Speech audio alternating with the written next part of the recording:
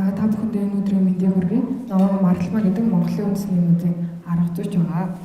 За өнөөдөр та бүхэндээ миний танилцуулах сэдв төрийн албан хаагчийн ёс зүйн хэм хэмжээ гэдэг сэдвээр илтгэл танилцуулна. За би миний илтгэлийн агуулганд нь ёс зүй гэж юу вэ? За төрийн албан хаагч гэж хэм бэ? Төрийн албан хаагчийн ёс зүйн холбогдлолтой хууль тогтоомжууд за ёс зүйн зөрчил гэж яг юу вэ? Хэрвээ зөрчил гаргасан тохиолдолд ямар ял шийтгэл авдгийг.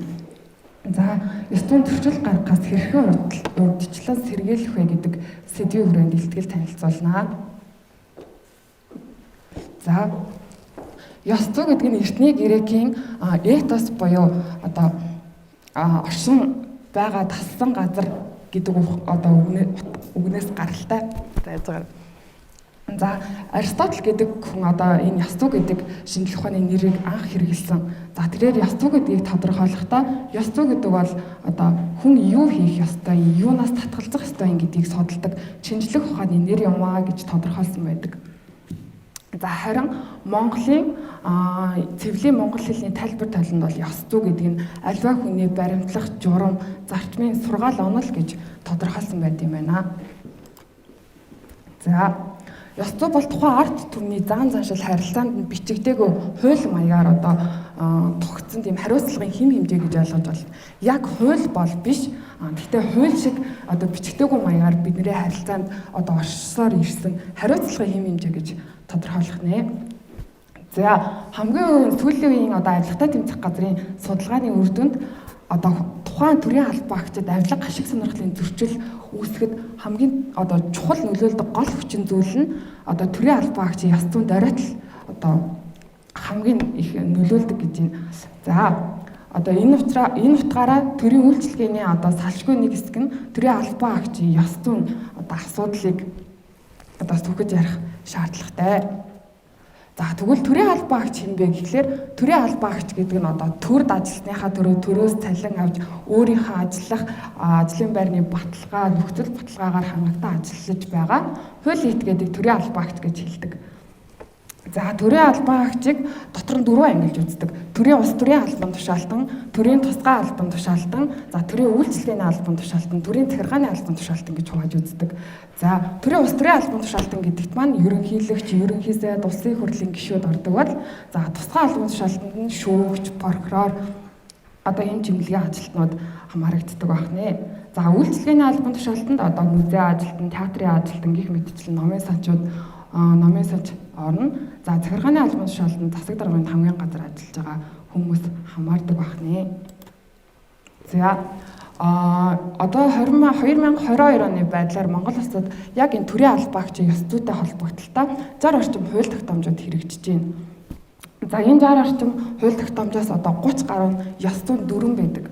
За энд харагдаж байна шүүгчийн ёс зүйн дүрэн, улсын их хурлын гишүүний ёс зүйн дүрэн, за эмнэлгийн ажилтны ёс зүйн дүрэн гих мэтчлэн энэ 60-аас 30 орчим ингэж тусгай мэрэгжлийнхэн дагуу чиглэлээр хуваагдаад тухайд нь дүрэн гарсан байгаа гэсэн үг.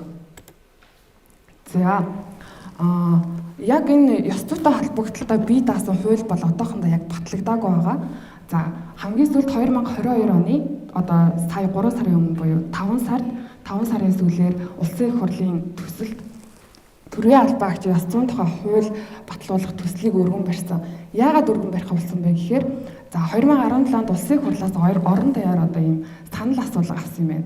За уг санал асуулгын үр дүнд за 94.5% нь төрийн цахилгаан хариуцлагыг дээшлүүлэх арга механизмыг үндсэн хуулиар бий болгоё гэдэг санал дээр нэгдсэн.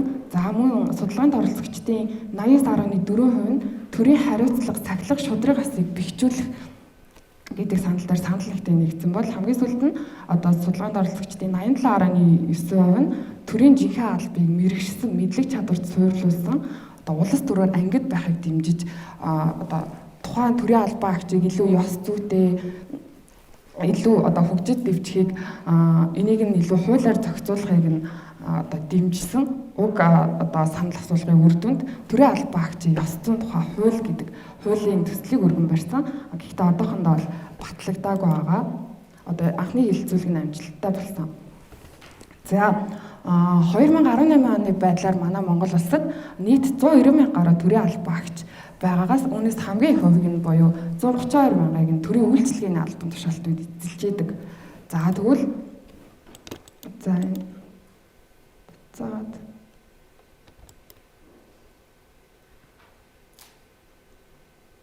энд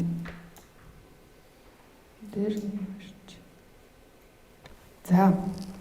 тэгэхээр одоо Монгол улсад өвчин төгөлдөр хүрэгч 60 орчим хууль тогтоомж байгаа гэж хэлсэн шүү дээ. Тэрнээс хамгийн одоо өргөн хүрээг хамардаг нь 2019 онд батлагдсан төрийн захиргааны албан тушаалтан болон төрийн үйлчлэгийн албан тушаалтны ёс зүйн дүрм гэдэг дүрм батлагдсан. Энэ дүрм одоогийн байдлаар мөрдөгдөж байгаа ёс зүйн хамгийн одоо өргөн цар хүрээг хамарсан дүрм гэж ойлгож байна. За энэ дүрмэнд ямар зорилготой вэ гэхээр төрийн албан агч ёс зүйн хэм хэмжээ гэж юу юм, ямар хэм хэмжээг баримтлах ёстой юм, за хэрвээ хэм хэмжээгээ зөрчсөн тохиолдолд ямар хариуцлага шийтгэл хүлээдгийг, за тэрийг нь хэн хүлээлгдгийг, ямар хүмүүс одоо тухайд та ёс зүйн алдаа гаргасан гэдгийг нь тогтоолоор шийдэж өгдгийг гэх мэтчлэн одоо ёс зүйн харилцааг зохицуулахад оршиж байгаа одоо зорилго нь. За энэ дүрмэнд заасан хамгийн гол зүйл нь за төрийн албан агчийн ёс зүйн хэм хэмжээг ингэж 7 хувааж үзсэн. За би бүр нэг бүрчлээ уншаад өгье. За 2.1-т нь үзэл бодол зан суртахуун үг үйлдэлээр үндсэн хууль бусад хуулиар баталгаажуулсан хуулийг одоо эрхэмлэн дээдлэх. За шудраг хосыг дэлж өөрийн хувийн ашиг сонирхлоос ангид зүйл хийх. За төр тосны түүх соёлын уламжлалаар нандинан өмлөж за өөрийн алдар нэр хүнд хууль ёсны ашиг сонирхлыг дээдлэн хүндэтгэх нь. За хүний одоо хууль ёсны яг дээдлэн хүндэтгэх нэ. За ард түмэндээ чин сэтгэлээс үйлчилж төрийн албаны нэр хүндийг эргэмлэнэ. За мөн албан үүргээ зохих ёсоор биелүүлээгүй тохиолдолд түүнийхээ төлөө хариуцлага үүрэх чадвартай байх ёстой. За албан үүргээ гүйцэтгэхдээ одоо альва улс төрийн нам эвслээс ангид байх үүрэгтэй. За мөн хамгийн сүүлд нь захирах ёсыг чандлан биелүүлэх одоо үүрэгтэй гэж энэ 7 хэм хэмжээ нь цаашаага нэг бүрчлэн задраад одоо тавигдах шаардлага гэдээ бүгдээрээ цаашаа задраад явж байгаа. За энэ 2019 онд батлагдсан энэ одоо үйлчлэгээний болон захиргааны албан тушаалтанд тушаалтны ёс зүйн дүрмэндээ төрийн албан агчийн ёс зүйн зөвлөл гэдэг нь одоо төрийн байгууллагуудад заавал байх ёстой гэд 2019 оны тэр дүрмэндээ заасан байгаа. Тэгэхээр 25-аас дээш ажилтнаа төрийн байгууллагад энэ төрийн албан агчийн ёс зүйн зөвлөл гэдэг зөвлөл байгууллагад ажиллана.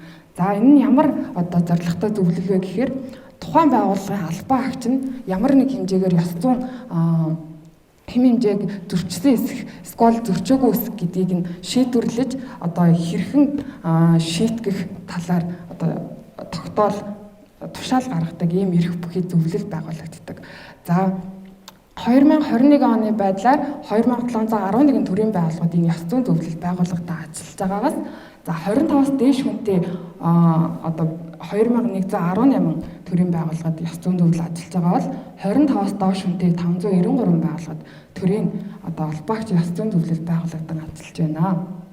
За 25-аас доош хүнтэй төрийн байгууллагад энэ ёс зүйн зөвлөл бас ажиллахгүй ч байж болно. Хэрвээ одоо зарим аймаг сумдын музей одоо өөрийнх нь жишээ авал музей гэхэд 5-аас 10 ажилтнтай одоо 10-аас доош ажилтнтай байгууллагуудад бол ёс зүйн одоо зөрчил гарлаа гэхэд хэрхэн шийдэх вэ гэхээр тухайн байгууллагынхаа хүний нөөцийн ажилтнаа мэддэгдээд хүний нөөцийн ажилтнаа за та энийг ёс зүйн зөрчил гэж үзсэн бол өөрийнхөө удирдах дэд байгууллагынхаа одоо албан тушаалтанд нь мэддэгдээд энэ талаар одоо холбогдох хууль тогтоомжийн дагуу шийдвэр гаргах боломжтой байдаг. За 25-аас дээш хүнтэй байгууллага бол ёс зүйн зөвлөлөөрөө хэлэлцээд за энэ хүн ёс зүйн алдаатай гэж үзэх юм бол бас холбогдох одоо журмын дагуу шийтгэл оногдуулах боломжтой байдаг. За ёс зүйн зөвлөл нь ерөнхийдөө 3-аас 7 өдрийн бүрэлдэхүүнтэй байгуулагддаг. За тэгэхээр 2019 оноос эхлээд төрийн байгууллагуудад ихэнх байгууллагууд нь ёс зүйн зөвлөл байгуулагдаж ажиллаж байгаа гэж ойлгож байна. За хэрвээ энэ ёс зүйн зөвлөл нь тухайн албан агчийг одоо ёс зүйн хэм хэмжээг зөрчсөн гэж үзэх юм бол за хамгийн нэгдүгээрт нь уучлал гуйхыг үүрэг болгох. За хоёрдугаарт нь сануулгах гэсэн энэ хоёр арга хэмжээг буюу шийтгэлийг оногдуулах үүрэгтэй яг одоо энэ дүрмийнхаа хуулийнхаа хүрээнд. За харин энэ хамгийн сүүлийнхэн сайн дураараа албан тушаалаас чөлөөлөгдөх гэдэг нь одоо тухайн ажилтан өөрийнхөө ёс зүйн үйлдэлтэй хариуцлага хүлээгээд одоо өөрөө сайн дураараа чөлөөлөгдөх боломжтой. Тэрнээс яг энэ дүрмээр бол шууд тухайн нэг ёс зүйн алдаанаас нь болоод таныг ажлаас таллаа гэсэн тийм одоо шийтгэл оногдуулах эрхгүй гэсэн үг. За одоо сүүлийн 19 оноос ёс зүйн зөвлөл байгуулагдсанаас хойш нийтийн ёс зүйн зөвлөлүүдэд 1591 одоо ёс зүйн зөрчил шийдвэрлсэн. За үүнээс нь 475 албаагчид нь хамгийн ихнийх нь буюу уучлал гуйхыг үүрэг болгоод за 1050 албаагчид нь сануулгах шийтгэл ногдуулсан. За үүнээс 11 албаагчид нь өөрийнхөө сайн дураар одоо ёс зүйн хариуцлага хүлээгээд албан тушаалаас чөлөөлөгдсөн. За үлдсэн энэ 55 албаагчид нь холбогдох хууль тогтоомжийн дагуу хариуцлага тогтсон. Энэ яг одоо ёс зүйн алдаа биш, ёс зүйгаас илүү одоо иргэний хэргийн, эрүүгийн хэргийн холбогдолтой одоо яг дүрмээрээ зохицуулах, хуулиар зохицуулагдсан гэсэн үг энэ үлдсэн 55 нь.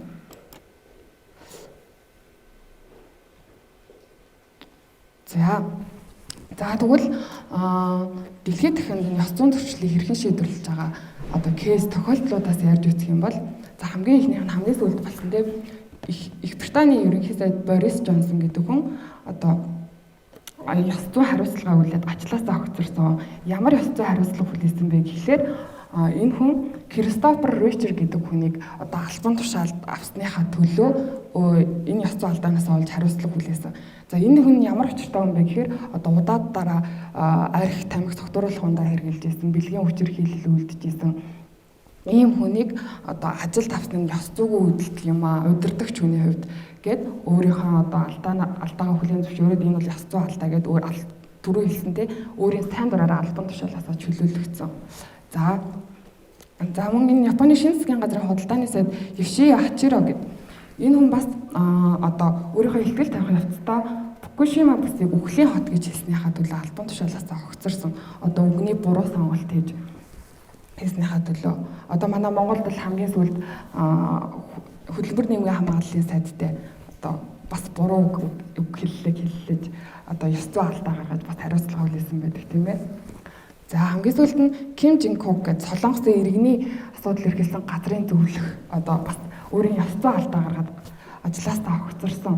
За ямар ёс зүйн алдаа гаргасан бэ гэхээр энэ хүний хүүхэд нь одоо төрийн албан хаагчийн одоо ажилд орох ярилцлаганд орж байхдаа за миний аав хэрвээ та нар намайг ажиллах юм бол миний аав та нарыг одоо газардуулахгүй буюу миний аав та нарын хүссэн болгоныг өгнө гэж хэлснийхаа төлөө би хүүгээ хүмүүжүүлж чадаагүй нь миний ёс зүйн алдаа. Энэ бол одоо миний алдаа гэдгээ ухамсарлаад бас ажлаасаа чөлөөлөгдсөн ийм кейсүүд байна. Төрийн албаны албан хаагчийн тухайд. За тэгвэл энэ ёс зүйн зөрчлийг гаргахаас бид нэр хэрхэн урьдчилан сэргийлэх боломжтой вэ гэхээр хувь хүний хувьд хамгийн эхлээд өөрийн ёс зүйн талаарх мэдлэгээ ойлголтоо дээшлүүлж нэмэгдүүлэх шаардлагатай. За одоо өөрийн ёс зүйтэй холбоо өөрийн ажлын байранда ямар ёс зүйн дүрм журмыг барих ёстой юм, хуулинд юу гэж заасан байдгийг гэх мэтчлэн хамгийн түрүүнд өөрийн ёс зүйн ойлголтоо дээшлүүлэх шаардлагатай байна. За одоо дээшлүүлснийхаа үр дүнд ёс зүйтэй үйлдэлийг хийж бусдад үлгэрлэх одоо тэрнгээрээ бусдыг уриалах нь за хамгийн сүүлд нь хэрвээ та ёс зүйн зөрчил гаргасан бол хэрхэн яаж шийдвэрлэх аргыг мэддэг байх шаардлагатай.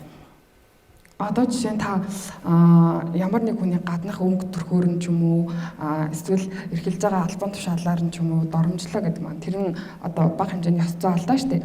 Тэгсэн тохиолдолд буцаагаад нөгөө хүнээсээ шууд уучлалт гуйх ч юм уу. Эсвэл дахиад тэр алдаагаа давтахгүй байх тэр одоо шийдвэрийг мэддэг байх шаардлагатай. Тухайн үед нь хурдан одоо шийдвэр гаргаж шүгэл үлэх чадвартай байх шаардлагатай. За байгууллагын хувьд албаагч ёс зүйгээс хэрхэн сэргийлэх боломжтой вэ гэхээр за одоо тухайн байгууллагад ёс зүйн зөрчил яагаад гарч ийн гэдгийг судалж явах шаардлагатай. Удирдлагаас нь болж гинөө, тухайн хүнээс нь болж гинөө тэрийг нь судлах шаардлагатай.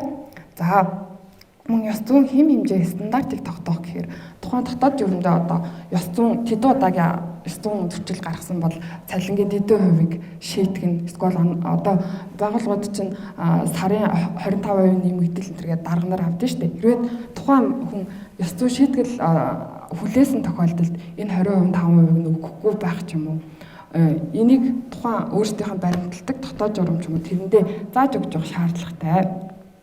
За хамгийн сүүлд нь хууль эрх зүйн хяналт шалгалт шийтгэлийн системийг бий болгох. Одоо яг ёс зүйтэй холбогдлоо бий таасан хууль байхгүй ч гэсэн дүрмийнхаа дагуу энийг одоо өөрсдөө тухайн ёс зүйн зөрчил гаргалаа гэхэд яаж шийдвэрлэх тэрийг нь илүү боловсронгуй болгоод ёс зүйн зөрчил гаргалаа гэхэд одоо шийдэхгүй өнгөрөх ч юм уу тэрийг одоо гаргаж болохгүй гэж ойлгож байна. За тэгвэл мөн урьдчилан сэргийлэх бас нэг арга нь төрийн албаа агч гэдэг маань хувь хүн тийм ээ. Хувь хүний хувьд одоо дараах чадварыг эзэмшсэн тохиолдолд та ёс зүйн зөрчлөөс бас тодорхой хэмжээнд сэргийлэх боломжтой гэж болно. За жишээ нь итгэл үнэмшил, мэдлэг чадвар, за түрүүн хэлсэн шийдвэр гаргах ур чадвар, за ялангуяа зөв үйлдэл хийх тэр ур чадвар, мөн бусдад нөлөөлөх, бусдыгаа үлгэрлэх тэр ур чадварыг эзэмшсэн байхад за тодорхой хэмжээнд ёс зүйн зөрчлөөс сэргийлэх боломжтой гэж үзэж болно. За жишээ нь та одоо авилгал авахгүй, би энэ авилгал авах юм бол тийм одоо үр дүнд хүрнэ, тийм одоо сөрөг үр дагавартай гэдгийг мэдээд үгүй гэсэн үтгэл үнэмшлээ байж чадах юм бол бас ёс зүйн зөрчил гаргахаас урьдчилан сэргийлэх боломжтой гэж ойлгож байна. За энийг сонирхолтой судалгааг оруулж өгсөн бас нэг хүнийг зөв үйлдэл хийхэд нөлөөлдөг хүчин зүйл нь энэ санамж мэдээлэл байдаг. За Австри улсын олон нийтийн газарт ингээд өөрөө очиод ном сонин сэтгүүлээ худалдаж аваад мөнгөө хийдэг, өөртөө үйлчлэх юм худалдааны жижигхэн төслүүд байдаг. За судлаачид энэ дээр юу туршиж үзсэн бэ гэхээр за энэ мөнгө хийх нь болохоор хязгааргүй байдаг. Одоо та 1000 сонин худалдаж авлаа гэхэд 20,000 төгрөгийг хийх боломжтой. За судлаачид энэ одоо мөнгө хийдэг тогтвол одоо хоргоных нь хажуутал таны шудраг байгаад баярлаа гэсэн тэмдэглэл бичиж үлдээсний дараа энэ цанинд төлбөр төлж байгаа хүмүүсийн одоо мөнгөний хэмжээ нь харьцангуй ихссэн өмнөх оныхтай харьцуулахад энэ нь одоо тэгэж болохгүй, ингэж болохгүй гэдэг тийм занал хийсэн сүрдүүлсэн утгатай үг бичснээс зөөлөн ийм одоо хүн тухайн ухаалал хайрлах юм уу үг бичиж тавих нь тухайн хүнийг зөв үйлдэл хийхэд бас нөлөөлж идэг гэдгийг эндээс харж байна. За маань дараагийнх нь кейс Мексик улсын төрийн албаагчид нь өөрсдөө бэлэг авсан тохиолдолд тэрийг улсдаа бүртгүүлж идэм байна. За судлаачид одоо энэ бэлэг бүртгүүл аргыг ихсгэхийн тулд бас нэг сонирхолтой судалгаа авсан нь төрийн албаагчид руугаа цахим шуудангаар одоо эрэг утгатай мессежийг бичсэн. За тэрний үг гэхээр төрийн албаагчийн хувьд танд үнэн шударга байгааг чинь бид нэр үнэлж байна. За хэрвээ та бэлгээ бүртгүүлж шударга байдлаа харуулна уу гэсэн утгатай 4-5 мессежийг цахим шуудангаар илгээсэн.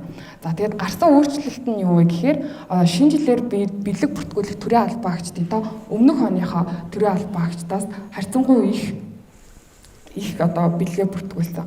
Энэ нь түрүүнийхтэй адилхан одоо зөв санамж мэдээлэл бол тухайн хүнийг зөв үйлдэл хийхэд нь бас тодорхой хэмжээгээр нөлөөлж идэг гэдгийг нэг эндээс харагдаж байна.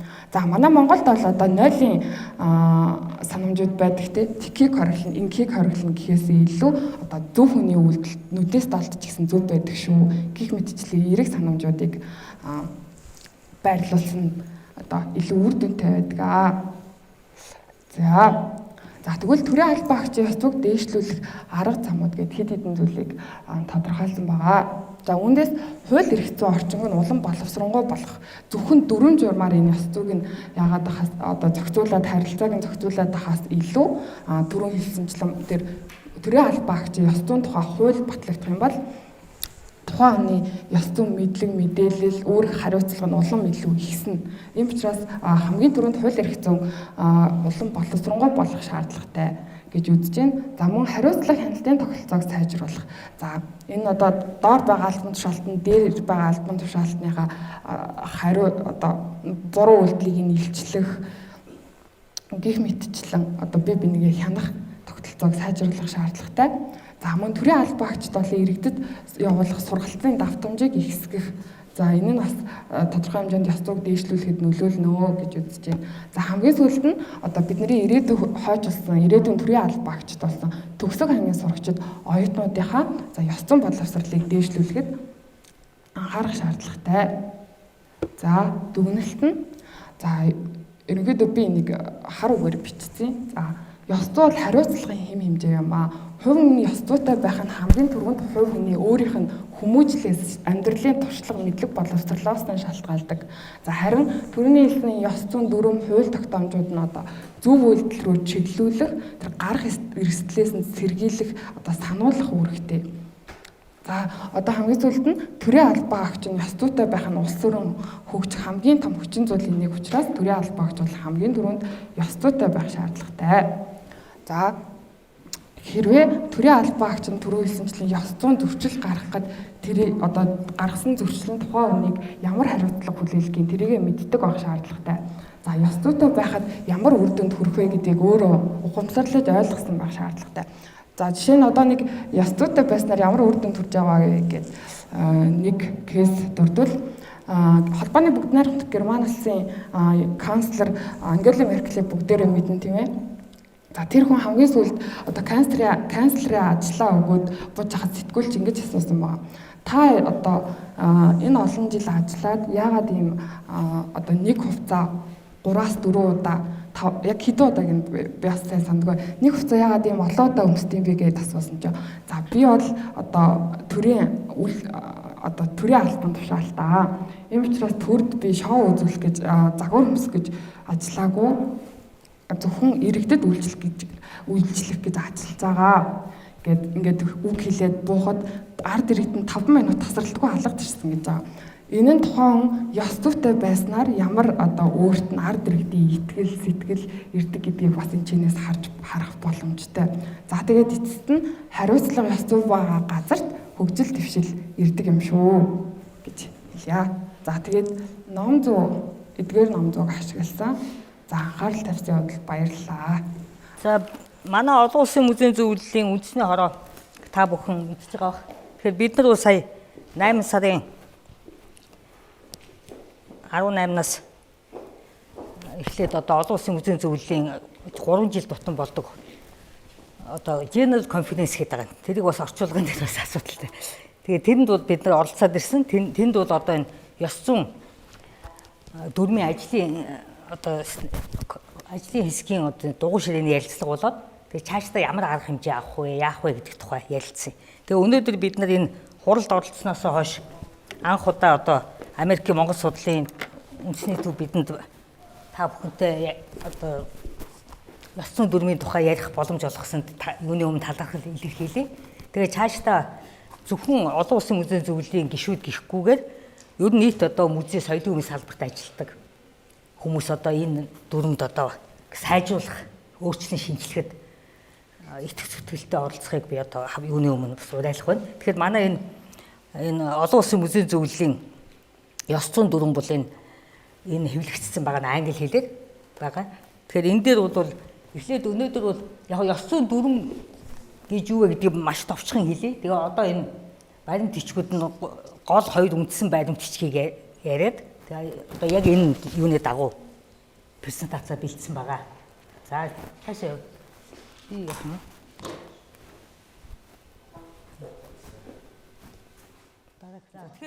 Тэгэхээр энийг одоо юунаас авсан бэ гэхээр ёс зүйн тухай одоо зөндөө олон ном байдгийм бэ. Тэр түүнээс одоо авсан. Тэгэхээр би уншаад байгаа их цаг бага байна тийм ээ. Тэгэхээр ёс зүй дотор мэрэгжлийн ёс зүй гэж байдгийм бэ. Тэгэхээр энэ олон улсын музейн зөвлөлийн ёс зүйн дүрмийг анх хийхдээ бол одоо мэрэгжлийн ёс зүйн дүрм гэж нэрлэж ирсэн билээ. Тэгэхээр одоо та бүхэн хэрвээ монгол хэл дээр орчуулагдсан юу хайх юм бол анх одоо 1990-ад оны сүүлчээр мэрэгжлийн ёс зүйгээд хэвлэгдсэн тийм монгол хэл дээр юу байгаа шүү. Жижигхэн тогтмол бас байгаа. Тэр гэхээр өмнөх хуучин одоо хамгийн анхных нь гэж ойлгох хэрэгтэй. Тэгэхээр тэрийг бол яг хуу ёс зүйн дүрмийн хувьсэл өөрчлөлтийг судалж байгаа хүн л үзсэн үхээс яг одоо бол баримталж байгаа биш гэсэн үг. Тэгэхээр музейг эрхлэх нь гэдэг номон дээр байгаа бол бас мэрэгжлийн ёс зүйн гэдээ орчуулсан байлээ шүү. Тэгэхээр одоо бол мэрэгжлийн гэж үг нь байхгүй. Одоо та нар харж штэ. Яг үгчлээд орчуулахаар код одоо фо музеймс гэж байгаа байхгүй. Тэгэхээр юуны музейг одоо ЮНЕСКО олон улсын музейн зөвлөлийн төсөлд Монголд хэрэгжсэн штэ. Манай Монголд 18 хүн үндэсний сурагчаар бэлтгэсэн. Тэгэхээр тэнд бол зарим одоо үндэсний сурагч яг энэ эхний сэдв ёс зүйгээр ч юм хичээл заахаар бол бас ингээд сэдвээ хуваарлаж аваад юу яасан. Тэгэхээр тэн дээр бол тэр юуны презентац нь бол монгол англи хэлээр байгаа. Нилээ их тийм философи тал, гүн ухааны талаас нь одоо Оросын ёс угсаатны зөв музейн захирал Купина гэж хүн бол нилээ их тайлбарлсан тийм презентац байлээ. Тэр хэрэгтэйгүүл та нар бас тэрийг авч болно. За. Тэгэхээр энэ бол яг ингээд ёс зүйнийг их сургуулийн сурагчдаас миний авсан юмнууд. Тэгэхээр энэ дотороо ёс тэр мэрэгжлийн ёс зүй гэдэг чинь 5-6 бүрэлдэхүүн хэсгээс бүрдээд тэрэн дотороо одоо манай ёс зүйн дүрм илүү зан үйлийн ёс зүйн дүрм гэдэг нь хамаарат байгаа юм болов гэж утсан. Байгууллагын соёл энэ одоо миний нэг өөр презентацаар ингээд тавуул ингээд урьдчилсан байгаа. Тэгээ энэ бол одоо арай юу юм бэ? Зан үйлийн ёс зүйн дүрм гэдэг рүү илүү хамаарах юм болов гэж бодлоо. За одоо баримт бичгүүд рүү оръё. Тэгээ баримт бичиг маань юу гэхээр за энэ бол тэр бас Купинагийн лекцээс авсан хэсэг. Тэгэхээр энэ одоо энийг та бүхэн харна гэж яагаад чухал вэ гэдгийг үзүүлэхийн тулд энэ слайдыг би хуулж бас яхан баг зэрэг заасан юм. Тэгэхээр яагаад ёс зүйн дүрм шаардлагатай байдаг юм бэ гэдгийг ёс зүй гэж юм тустай байдаг бахан түүнийг зохицуулсан дүрм гэж бас байгаа юм тийм ээ. Тэгэхээр дараагийнх нь болохоор яг одоо энэ манай энэ олон улсын музейн зөвлөлийн эрхэм зорилго дотор бол яхаарахгүй энэ өндөр чанарын стандарт бий болгоход музейн өдөр тутмын үйл ажиллагаа практикт бас өндөр чанартай байх талыг тогтооход одоо олон улсын музейн зөвлөл нэг эрхэм зорилгоо болгосон байна тийм ээ. Түүнд бас энэ ёс зүйн тухай дүрм хамаарч байгаа гэсэн үг тийм ээ. За энэ бол ёс зүйн их олон дүрм гарсан юм байна. Би тэр Купинагийн лекцээс хамгийн эхний гарсан үг нь авсан. Жаахан засаад. Тэгээ энэ бол Америкийн музейн дүрм гэж одоо байгаа юм байна тийм ээ. Сайжруулагдаад яваад байгаа юм байна. Их олон дүрм байна лээ. Европ, Америкийн хэмжээнд. За энэ бол одоо бидний энэ мөрдөж байгаа. Одоо өөрчлөх гээд шинжилэн өөрчлөх гээд байгаа. Revision гэдээ бичээд байгаа байхгүй англиар болохоор тийм ажил явагдчих ингээд байгаа. Тэгэхээр одоо шинжилэл ямар ч гэсэн тэр дүрмээ хянаж өөрчлөөд баг шинээр гаргах тийм юу болох гээд байгаа гэсэн. Тэгэхээр энийг ингээд анх одоо олон улсын музейн зөвлөл 86 оноос хойш ингээд өөрчилж байгаа. Тэгээд 2001 онд Барселонд яа дараа нь энэ олон улсын музейнд зориулсан ёс зүйн дүрм гэдгийг Сеул хотод баталсан юм. Энэ дүрмийг. За тэгээ одоо бол юу вэ гэхээр ёс зүйн хороо гэж байгаа.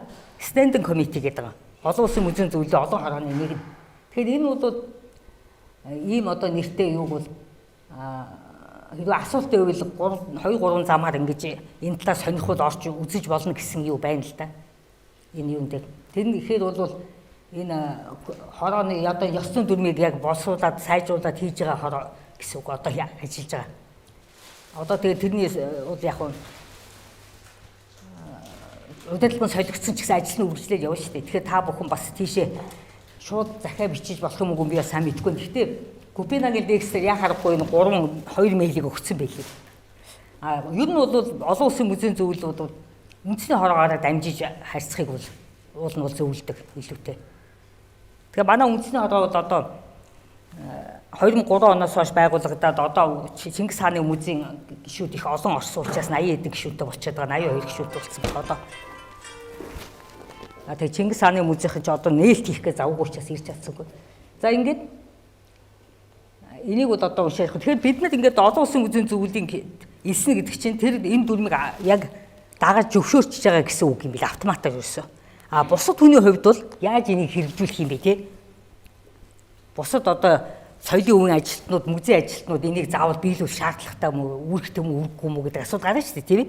Тэгэхээр юу гэхээр, юуг онцлсан гэхээр одоо чи байгууллага ёс зүйн дүрмээ хийх юм бол уул нь ажилтнуудаа оролцоотойгоор боловсруулах хэрэгтэй юм. Тэрнээс одоо ингээд алдаад яг төрийн хул одоо сая хиний Маралмагийн ярьсан бол төрийн албан хаагчийг дагах үүрэгтэй болчихж байгаа. А тэрнээс чөлөөт уран бүтээлч ч юм уу тэр хүн дагах ёстой юу гэдэг бас асуудал гарна шүү дээ, тийм. Яаж тийм хэрэгжилтийг хангахтай зүгээр ингээд цаасан дээр юм байгаад байгаа юм уу гэдэг асуудал тийм. Тэгэхээр юу зөвлөж яах гэхээр идэвхжүүлж өөрсдийгөө оролцуулж одоо оролцоо гэдэг нэг айхтар үг шүү дээ одоо тийм. Тэгж жээж одоо тэрийг бол хүн итгэл үнэмшилтэй болж тэрийг сахин. Тэрнээс одоо шууд л одоо хийдгээс сануулгах гэл одоо тий бас төрийн албан хаагчийн үг шиг тэгж бас хэцүү. Тэгээ ямар зорилттой вэ гэдэг энэ бол бас тэр Копенгагийн ихцээс жаахан засаж орчуулгыг засаж авсан. Одоо янз бүрнүүдээс авч байгаа. Тэгэхээр энэ бол ёс зүйн дүрмийн код гэдэг ингээд нээлтсэн байгаа тийм ээ. Тэгээд ямар ч байсан музей бол одоо нийгэмд үйлчлдэг учраас үйл ажиллагаагаа мэрэгжлийн өндөр түвшинд явуулах ёстой. Ажилтнуудыг мэрэгших ёстой гэж байгаа. Тэд нар цөмөрөө ёс зүйтэй холбоотой юм. За энэ одоо энд бол ингээд үндсэн зарчмуудыг тусгацсан байгаа. Тэгээ өөрсдөө болохоор ингэ явчихсан байгаа. Дэлхийд дахны юм уу одоо олон улсын музейн community гэж байгаа юм л да. Нийт одоо нийгэмлэх юм хамт олон гэх бүгдээрээ тэднийг ерөнхийдөө хүлээн general гэдэг байхгүй юу? Ерөнхийдөө хүлээн зөвшөөрсөн зарчмуудыг энд оруулсан. Одоо тэр хүлээн зөвшөөрсөн нийтээрээ одоо оролцоотой гад тэрийг боловсруулаад шинээр хийх гэдэг байгаа гэсэн үг шүү дээ. Тэгэхгүй тэгээ хүлээн зөвшөөрөөгүй юм уу? Ямиг ингээ хүчээр оруулж байгаа гэсэн үг биш тий. Тэгэхээр энд бол туйлшилсан хандлага гэдэг тэрий жишээ хэвлээ тэр нь яахан ойлгомжгүй юм билээ. Тэгэхээр хэд их хоёр тишээс хуйлшиж болохгүй. Тэгэхээр тийм юм ин одоо олж энэ дүрмд оруулж байгаа гэсэн үг. За тэгэхээр үүрэг хариуцлага нь юу гэхээр энийг бол тэр Копенгагийн лекцэнд онцлсан байна. Тэгээ ийм одоо музейн ажилтнууд үүрэг хариуцлагатай. Тэгэхээр музей болоод музейн ажилтнууд гэдэг байгаа байхгүй юу? Юуны өмнө үүрэг хариуцлага хүлээж идэг юм бэ гэдгийг хэлж байгаа. Энэ бол дараагийнх нь. Тэгэхээр энэ бол энэ юунуудыг бол нэлээд хвчээд байгаа. Энэ бол орон орны бас бүх орныг мэдэхгүй л да. Жишээлбэл Америкийн музей ассоциацийн ёс зүйн дүрмийг бүр 90-ийн онд бид нар бас өөрсдөө орчуулж үзэж ирсэн. Тэгэхэд бол яг энэ хувийн цуглуулгатай байх асуудал бол одоо олон улсын музейн зөвлөлд нэг өөр хандаад Америкийн музейх бол хэрвээ та өөрөө хувийн цуглуулгаа тэрнийхээ жагсаалтыг захиргаандаа өг гэдэг ч юм уу гэдээ бас янз бүрийн тийм хувилбартай байд юм билээ. Тэгэхээр энийг бол бид нар цаашдаа улам их судлах хэрэгтэй гэсэн. За энэ одоо бидний оролцсон одоо ЮНЕСКО, Дүрсгүрлийн музей, үндэсний музей, ICOM-ийн үндэсний хороо ингээм хамтарсан энэ төслөөр ийм 3 ном гарсан. Тэгэхээр энэ 3 номон дээр бол үндсэн номон дээр нь ёс зүйн дүрмийн хой талд нь орчуулан хавсгсан байгаа. Гэхдээ мэргэжлийн ёс зүйн дүрм гэсэн мэлээ.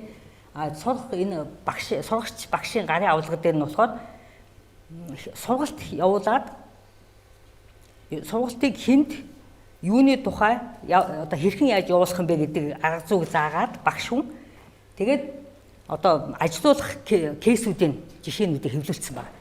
Тэрийг бол яг та нар цаашдаа бас үзүүл тийм ээ. За ингээд за энэ одоо номнууд байгаа шүү. Энэ ном одоо төслөөр ингээ 3 ном хэвлэгдсэн байна. За энэ дээр бол үндэсний музей дээр байгаа одоо тэр юу нэг сурагчийн ном нь баг дуусч байгаа юм шиг үлээ дээ. За музейг эрхлэх гарын авалга нь болохоор баг олдох байсан юм шиг. Гэхдээ бие биенээс аваад амжуулаад үзэж явах юм хэрэгтэй юм шүү. За тэгэхээр одоо шинэ ямар дүрм гарцсан байна вэ гэхээр эхлээд би ингээд тоймо гэж байгаа байхгүй юу? Энэ Байгалийн түүхийн музей зориулсан For Natural History музей юм гэдэг байгаа байхгүй дандаа. Ёс зүйн дүрмийг бол одоо 13 оны ерөнхий асамблеа баталсан юм байна. Тэгэхээр энэ манай Монгол улсад одоо бол орчуулгад авуу байгаа. Тэгэхээр энэ дээр бол ямар одоо байгалийн түүхийн музей ямар зорилготой байх, ямар үүрэг хариуцлагатай байх юм тийм ээ. Тэгээд энэ одоо их бусад музейгээс тийм өөрмөс гэдэг юм одоо онцлог тийм асуудлууд байгалийн түүхийн музейд тулгарч байгаа шүү дээ тийм ээ. Тэгээд тэрнийг бол ингээд 6 хэсгээс бүрдэж байгаа. Манай энэ чинь болохоор 8 хэсэгтэй байгаа шүү дээ. За ингээд тэгэхээр ингээ хүний үлдэгдэл гэдэг одоо монголоор орчуулаад аюулсаа ремэнс гэдэг байгаа байхгүй одоо байгалийн түүхэн музейхаа юу гэж орчуулдаг тий одоо яс гэдэг бичгээр бас эвгүй юм. Тэгээ одоо ингээд тэгэхээр энийг ингээд яхад бас ёс зүй баримтлах ёстой юм байна. Байгалийн түүхэн музейд маш хурцаар тавигддаг юм байна. Ингээ ийм 6 хэсэгтэй. Тэгэхээр энийг бол байгалийн түүхийн музейн цуглуулгын мэдээллийн самбалыг бол хэвлээд судлаачдад ой юу нууцлаа. Судлаачдад хүргэж явах ёстой гэдэг ингэсэн тийм санаа бас байна. Энэ ганц байгалийн түүхэн музей биш л дээ. Одоо энэ музей түгээх асуудал жухлаа тавигдаад байгаа шүү дээ. Тэгээ бас ажилтнуудын эрүүл мэндийн асуудал. Байгалийн музейн ажилтнуудын эрүүл мэндийн асуудал. мэрэгжлийн одоо аюулгүй байдал те аюулгүй ажиллах зарчим гэдэг энэ сүмийг бас тусгацсан юм байна. Энийг бол байгалийн түүхийн музейн одоо улсын хороо боловсруулсан юм байна. Натком гэж бас байгууллага байгаа юм байна. Тэгэхээр тийшээ болоод бас оруулсан үг биш. За энэ ёс зүйн дүрмийнхаа тухай бол ингээд 8 ингээд энэ юунд дээр бичсэн. Тэгэхээр бүгдийг ингээд удаа яриад хахаар айгүй хэцүү. Энэ бол юунд дээр үндсэндээ орчуулга нь бол музей эрхлэх номон дээр байгаа. Тэгэхээр энэ бол ямар үүрэгтэй юм бэ гэдгийг харуулж штэ тийм ээ. За ингээд энэ талаар ямар зарчим баримтлах юм бэ гэж байгаа. За ингээд тэгэхээр ямар ч хэсэн энэ одоо өөрийнхөө байгууллагынхаа байдлыг тодорхойлсон баримт бичгтэй байх хэрэгтэй юм бичгээр хийсэн тийм ээ. За ингээд итгэлийг хүлээх хэрэгтэй энэ тэгээд олон нийтийн итгэлийг яагаад энэ жирийн одоо энэ олон нийт чинь музейн эрдэм шинжилгээний ажилтан кураторт маш их итгэдэг юм байна. Энэ хүн зөв үний юм ярьж байгаа гэж. Тэгэхээр бид нар тэрийг бас бодолцох бас буруу юм ярих юм бол ёс зүйн гэдэг юм руу орох гэдэг юм аа тийм ээ. Юм руу орох нь шүү дээ. Тэгэхээр энэ ёс зүйн асуудал бол маш юм хязгаар нь айгүй нарийн нэг жоохон эвгүй явал бас халчих гэдэг тийм нарийн асуудал юм билээ энэ бол. За ингээд энэ жишээлбэл ямар байх вэ? Баян тодорхой цагийн хуваараар үйлчилж явах үүрэгтэй музейнүүд. За ингээд санхүүжилтөнд болохоор удирдах байгууллага гэхээр одоо Монголын нөхцөлд соёлын яам болоод байгаа юм л да. Засгийн газар тийм музейг удирдах байгууллага. Тэгээ энэ бол юм нэгэнтээ байгуулж байгаа юм бол одоо орчин үеийн музейн төвшөнд үйл ажиллагаа явуулах тийм санхүүгийн боломжоор бас хангах үүрэгтэй гэсэн юм байгаад байгаа. Тэгэхдээ бас одоо ч өөрсдөө мөнгө олгоод байгаа шүү дээ. Яаж орлого бүрдүүлэх тухай. За тэгээд гол акцент өгöd байгаа юм юу гэхээр үйл ажиллагаа нь бол ямар ч их үүсвэр байсан гэсэн одоо хувьас жавж гисэн их үүсвэр байсан гэхэд тухайн музейн одоо бичсээр бичсэн бодлоготой зөрчилдөх ёсгүй нэгдмэл байх ёстой гэсэн санаа яваад байгаа. За ингээ хүний нөөцний захирлагын томилгоо захирал удирдах байгууллагатай яаж харилцах вэ? Сайн дурын ажилтан гэдэг хүний нөөцийн талаар бүгд байгаа. За энэ презентацийг бол та нарт бас явуулчих болно. Юу ахах тий заавал зураг авахгүй ч байсан болно. Би явуулчихна. За ингээд энэ болохоор нөгөө цуглуулга хадгалж хамгаалах үүргийн тухай байна. Тэгээ энэ хасах одоо музейд үзмэр авах хасах тухай бас тусдаа тийм стандарт гарцсан байлээ. Тэрийг явандаа тэгээд ёс зүйн дүрм рүү оруулах юм шиг байна. Тусдаа тийм гарцсан байна. Тэрийг болохоор энэ ёс зүйн хорооныхын хийсэн байлээ. Олон улсын музейн зөвлөлийн веб одоо нүүр хуудсан дээр байна. Тэр бол тэрийг бол энэ удаа бас нарийн ярьж чадсангүй. За тэгэхээр энийг бол айгүй хөлт онцолж ийн. Бууш шуулга шүтлэг дахлаг гал одоо ингээд тэгээ ажиллах цуглуулах гэж музейд байх хэрэгтэй гэж байна. За энэ бол ингээд музей ажилтнуудаа музей ажилтнуудаас үзмэр худалдаж авахд бол их болгоомжтой хандах хэрэгтэй ч гэдэм хамаатай садангаас нь хүртэл гэдгийг одоо та нар баг мэдж байгаа дуу ярихгүй тийм ээ. За ингээд хасах эрх мэдэл ямар байх вэ? Яаж бүртгэлийг хадгалах вэ гэдэг. Тэгээд хасан үзмрийг энэ музей ажилтнууд удирдах ажилтнууд ч юм уу худалдаж авч гэж зөвшөөрөхгүй гэж. Хасан үзмрийг. За ингээд хадгалах хамгаалах үүрэг нь байна. Баримтжуулалт энэ дан ингээд бодоход бидний хийдэг л ажлууд юм шиг байгаад байгаа юм. Гэхдээ энэ ерөнхий биднийг одоо удирдамж болоод байгаа гэсэн үг тийм ээ. Баримтлах наазахын стандартууд гэсэн үг шүү дээ. Ер нь бол за мэдлэгийг бий болгодгоо гэдэг. Айл болоход одоо мэдээллийн хүртээмжтэй байх хэрэгтэй байна. Энэ бол аюул дутагдаад байгаа бас асуудал шүү дээ.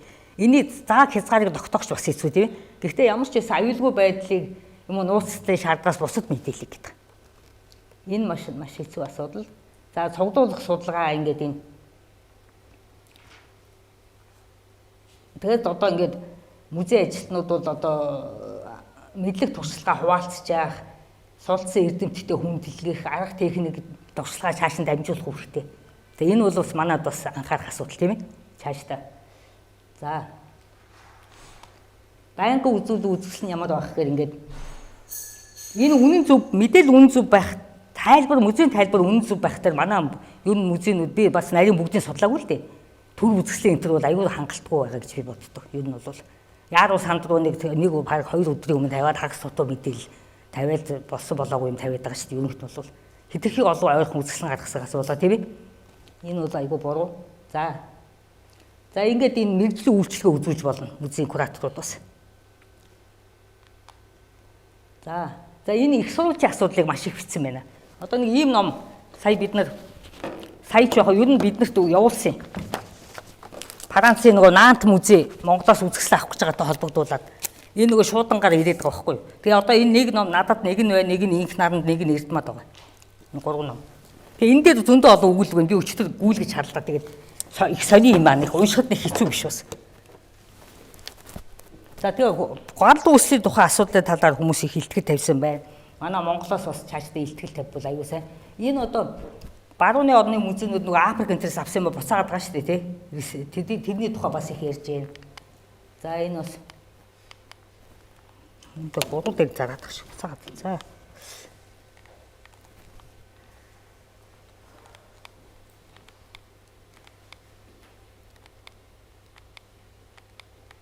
За энэ биш буцаад байна уу?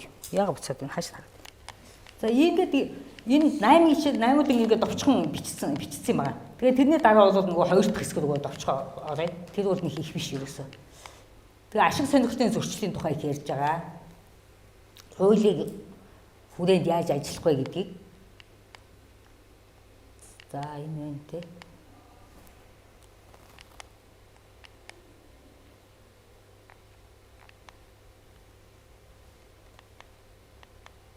За энэ кейсүүдийг бол одоо энэ дээр ярих уу та нар тэн дээр үзээрэй.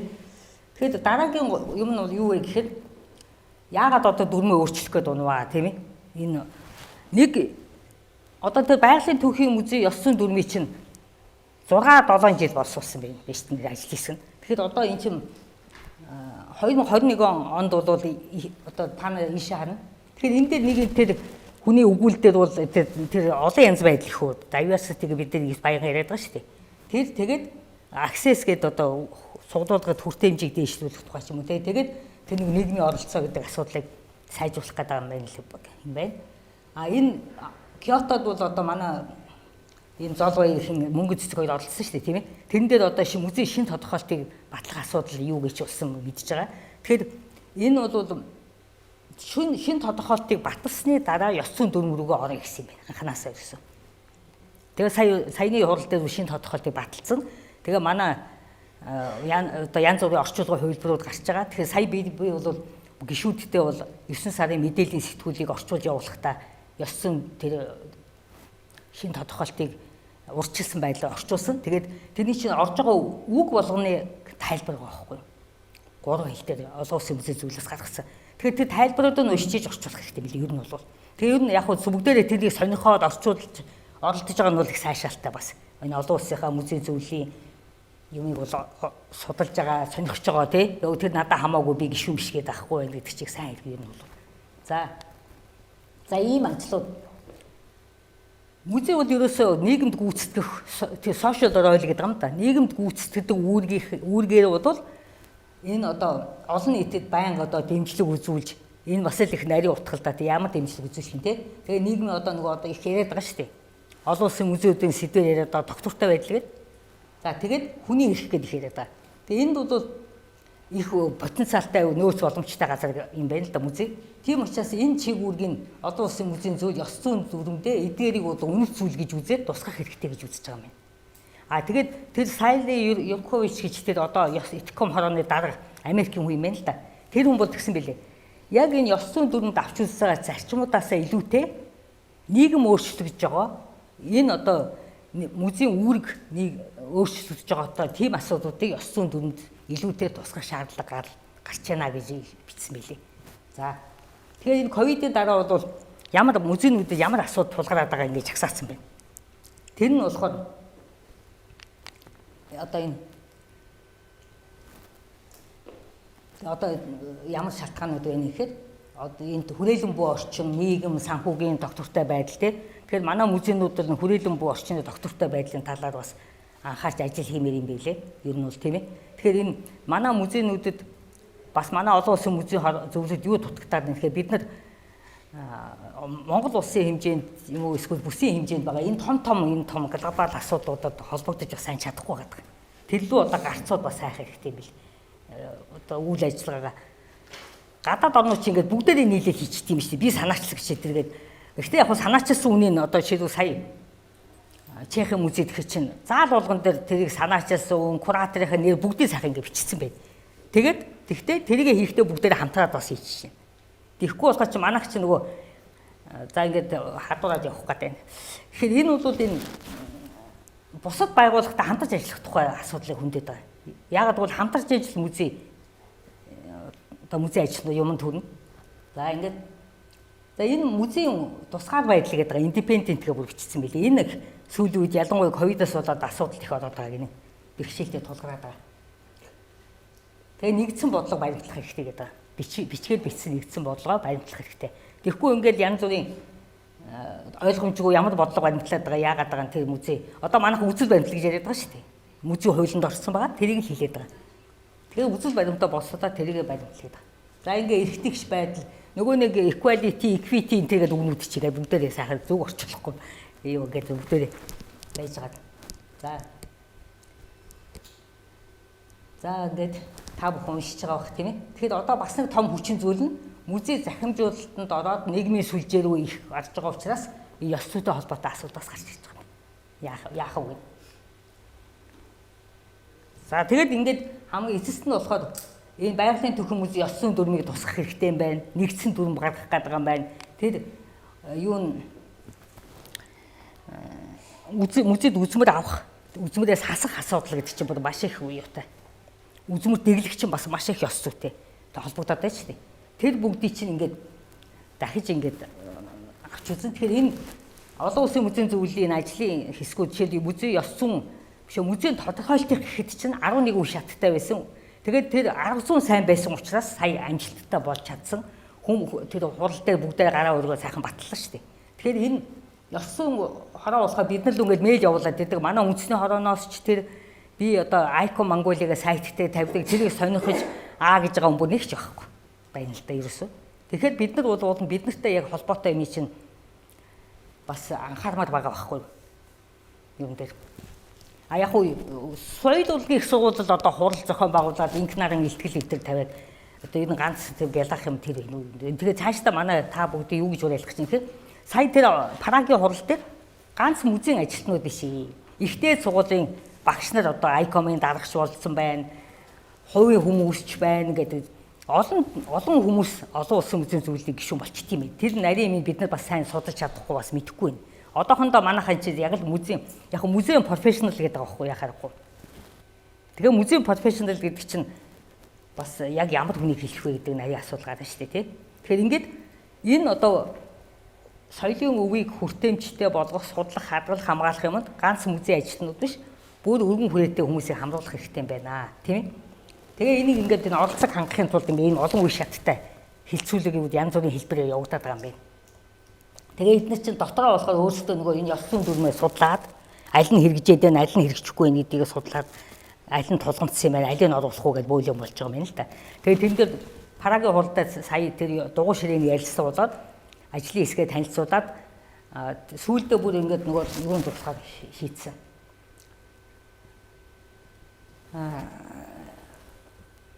Дубай хурал дээр батлах болох шиг боллоо. Тэгээ бид нар одоо энэ олон улсын музейн зөвлөлийн тэр хурал чинь маш том хурал их олон юм судлах хэрэгтэй болчиход байна. Хурал дээр бол ингээд хагас утус одоо од гараад ингээд бас янз бүрийн юм гараад ирсэн төвлөрч чадахгүй. Хурал чинь их олон програмтай, албан ёсны хурлууд, шинжлэх ухааны сэдвүүтэй хурлууд, музейн туршлагууд энэ зөндөө олон янз юм зэрэг болчих гэсэн. Олон хорооны хурлууд болно. Тэгэхээр та нар ямар боломжтой гэхэд бас сонирхоод юу гэж шинэ юм яригадаад байна гэх юм бол Icon музей гэдэг рүү ороод сонсч болох юм байна. Тэгээд тэр гишүүдийн хувьд бол 3 сарын хугацаанд бичлэгүүд нь үзэх боломжтой гэж сүүлийн сэтгүүлдээ бичсэн билээ. Хурлуудын бичлэгүүдийг. Тэгээд тэрэн дотор ёс зүйн тухай үзэж болно гэсэн. За дараагийн ингээд одоо хурлаас хойш үе шатна гэхээр энэ бас хэдий жоохон өөрчлөгдсөн баг. Тэрийг нарийн бас харна. Тэгэхээр бид нар яах вэ гэхээр Монголын музейн хувьд би нөгөө Icon Mongolia дээр тавина. Ирсэн мэйл энтрийн юу хүсээд байна гэдгийг. Тэгээд та бүхэн Icon Mongolia-д нэгдээд одоо манай үндэсний хорооны олон нийтэд зориулсан юу шүү дээ. Пэйж шүү дээ. Тэгээд саналаа өгөхийг хүсэж байна. За ингээд юу хийж байгаа юм. Их олон хороодороо хилцүүлнэ. Нэмэлтүүдээ оруулна, гүйцэтгэх зөвлөгөө гэж байгаа удирдах зөвлөл. Тэрийг бол оруулаад тэгээ хамгийн сүүлд нь 2025 онд Арабын нэгдсэн улсын Дубай хотод одоо дараагийн 3 жил тутам болдог энэ том General Conference гэдэг байгаа. Тэгээд General Assembly гэдэг байгаа. Ингээд эдгээр чинь тэр Дубайд болно. Тэн дээр одоо хэд хэдэн асуудал хилцэх юм байна. За тэрний өмнө ингээд идэвхтэй байхыг та бүхнээс хүсэж байна. За энэ бол баг үнэндээ бидний өдөр тутам тулгамдж байгаа асуудлуудын шийдлүүдийг биднэрт ойлгоход туслах тийм дөрвөн юм байлээ шүү. За сайн байцгаана уу та бүхэнд энэ өдрийн мэндийг хүргэе.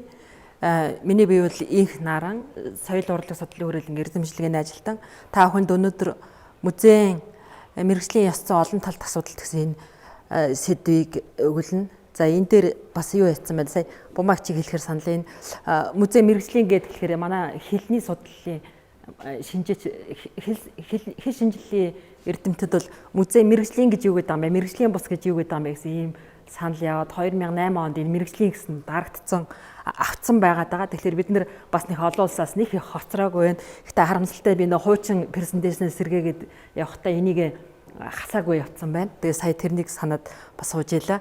За тэгээд энэ Америкийн Монгол судлалын төвөөс энэ музей мэргэжлийн ёс зүйн асуудлаараа энэ сургалт семинар цувралууд хийж байгаа. Энэ бол их маш чухал ач холбогдолтой цаг үе мэдэрсэн юм асуудал. Миний би энд их баяртай байгаа. За ингээд 7 сард Хаантрын музейн захирал одоо ICOM ерхий кодоор бол хилцүүлэг мэдээлэл өгсөн байлаа. 8 сарын сүүлээр музей мэргэжлийн музейн ёс зүйн хилэлцүүлгийг хийсэн. Онлайнаар энд модератораар миний бие ажилласан. Тэгэхэд тэнд соёлын яам, орон нутгийн музейн төлөөлөл, бус музейн төлөөлөлд ажилласан. За тэгээд одоо энэний дагуу 3 дахь цуврал нь болох энэ сургалт өнөөдөр зохион байгуулж байна гэж ойлгож байна.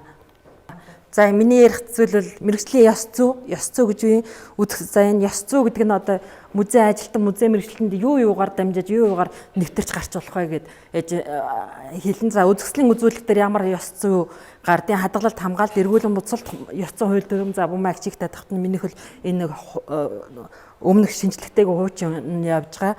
За тэгээд ер нь бол музей мэргэжлийн ёс зүй гэдэг бол ерөөсө бүх юмараа харилцааны талынхыг бол энэ төрийн ёс зүйгээр сая яригдж байна. За тэгээд үзэсгэлэн үзүүлэлт яахын ингээд энэ болгоныг бүгдээр мэргэжлийн ёс зүй гэдэг нь ерөөсөө хамгийн их тийм нэг шинжлэх ухаанч болж одоо яг мэргэжилтэн институт руу үйлчилсэн нэр томьёо нь болохоор энэ код деонтологи гэдэг энэ Франц үг юм билээ. За энэ үг бол орчуулагдаад музейн тулгуур ойлголтод Монгол дээр бол ороод ирсэн байгаа. За энэ дээр бол музей мэргэжил нийгмийн салбарын ёс зүйн нийтлэг хийм хэмжээ мөрдлөг ерөөсө зөвөө буруу юу?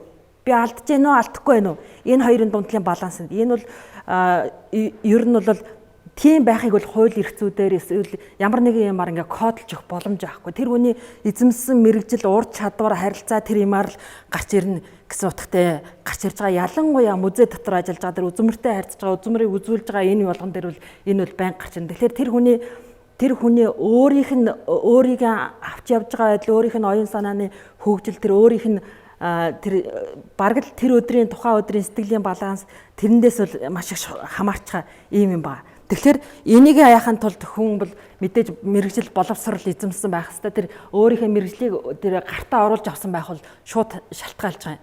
За энэ Гари Эдсон бол музей мэргэжлийн ёс зүй гэдгийг бол ерөөсөө нийгэм ёс суртахууны хатуу хууль ёс зүйн эмгэгч журамгүй байдал хоёрын дундор өөрсдийнхөө сайн хүмүүс сайн дураараа нийтлэг үнд зүйлсээ бий болгож байгаа хүн хүний одоо олж авах. Тэгээ ялангуяа нэг хүний эрхийн үүднээс бол энэ бол музейд бол маш чухал. Одоо хүний эрх гэж ярихаар музейгээс хол юм шиг одоо бумаа ягчвал сая ингээд хүний эрх ингээд чухал болоод байна гэдэг байгаа. Тэгэхээр хүний эрхийг одоо музейд яах юм бэ гэхээр бид нар чинь нэг цуглуулга дээр төвлөрсөн музей болохоор яг юугаан бол тэр хүний эрх нь яах юм бэ гэдэг бодогдох тийм юу гарч ирж байгаа. Тэгэхээр энэ хүний эрхийг хүндэгдэх зондоо энэ ёс зүйн код орчин ялангуяа орчин үеийн бидний энэ ардчилсан нийгэмд үнд зүйлс олж авахд энэ ёс зүйн бол маш чухал үүрэг оройлтой. Тэгээд энийг ёс зүйн код, ёс суртахууныг өөрчлөөд байдаг юм болохоор нийгмийн өөрчлөлт Ерөөсөө нийгмийн өөрчлөлт.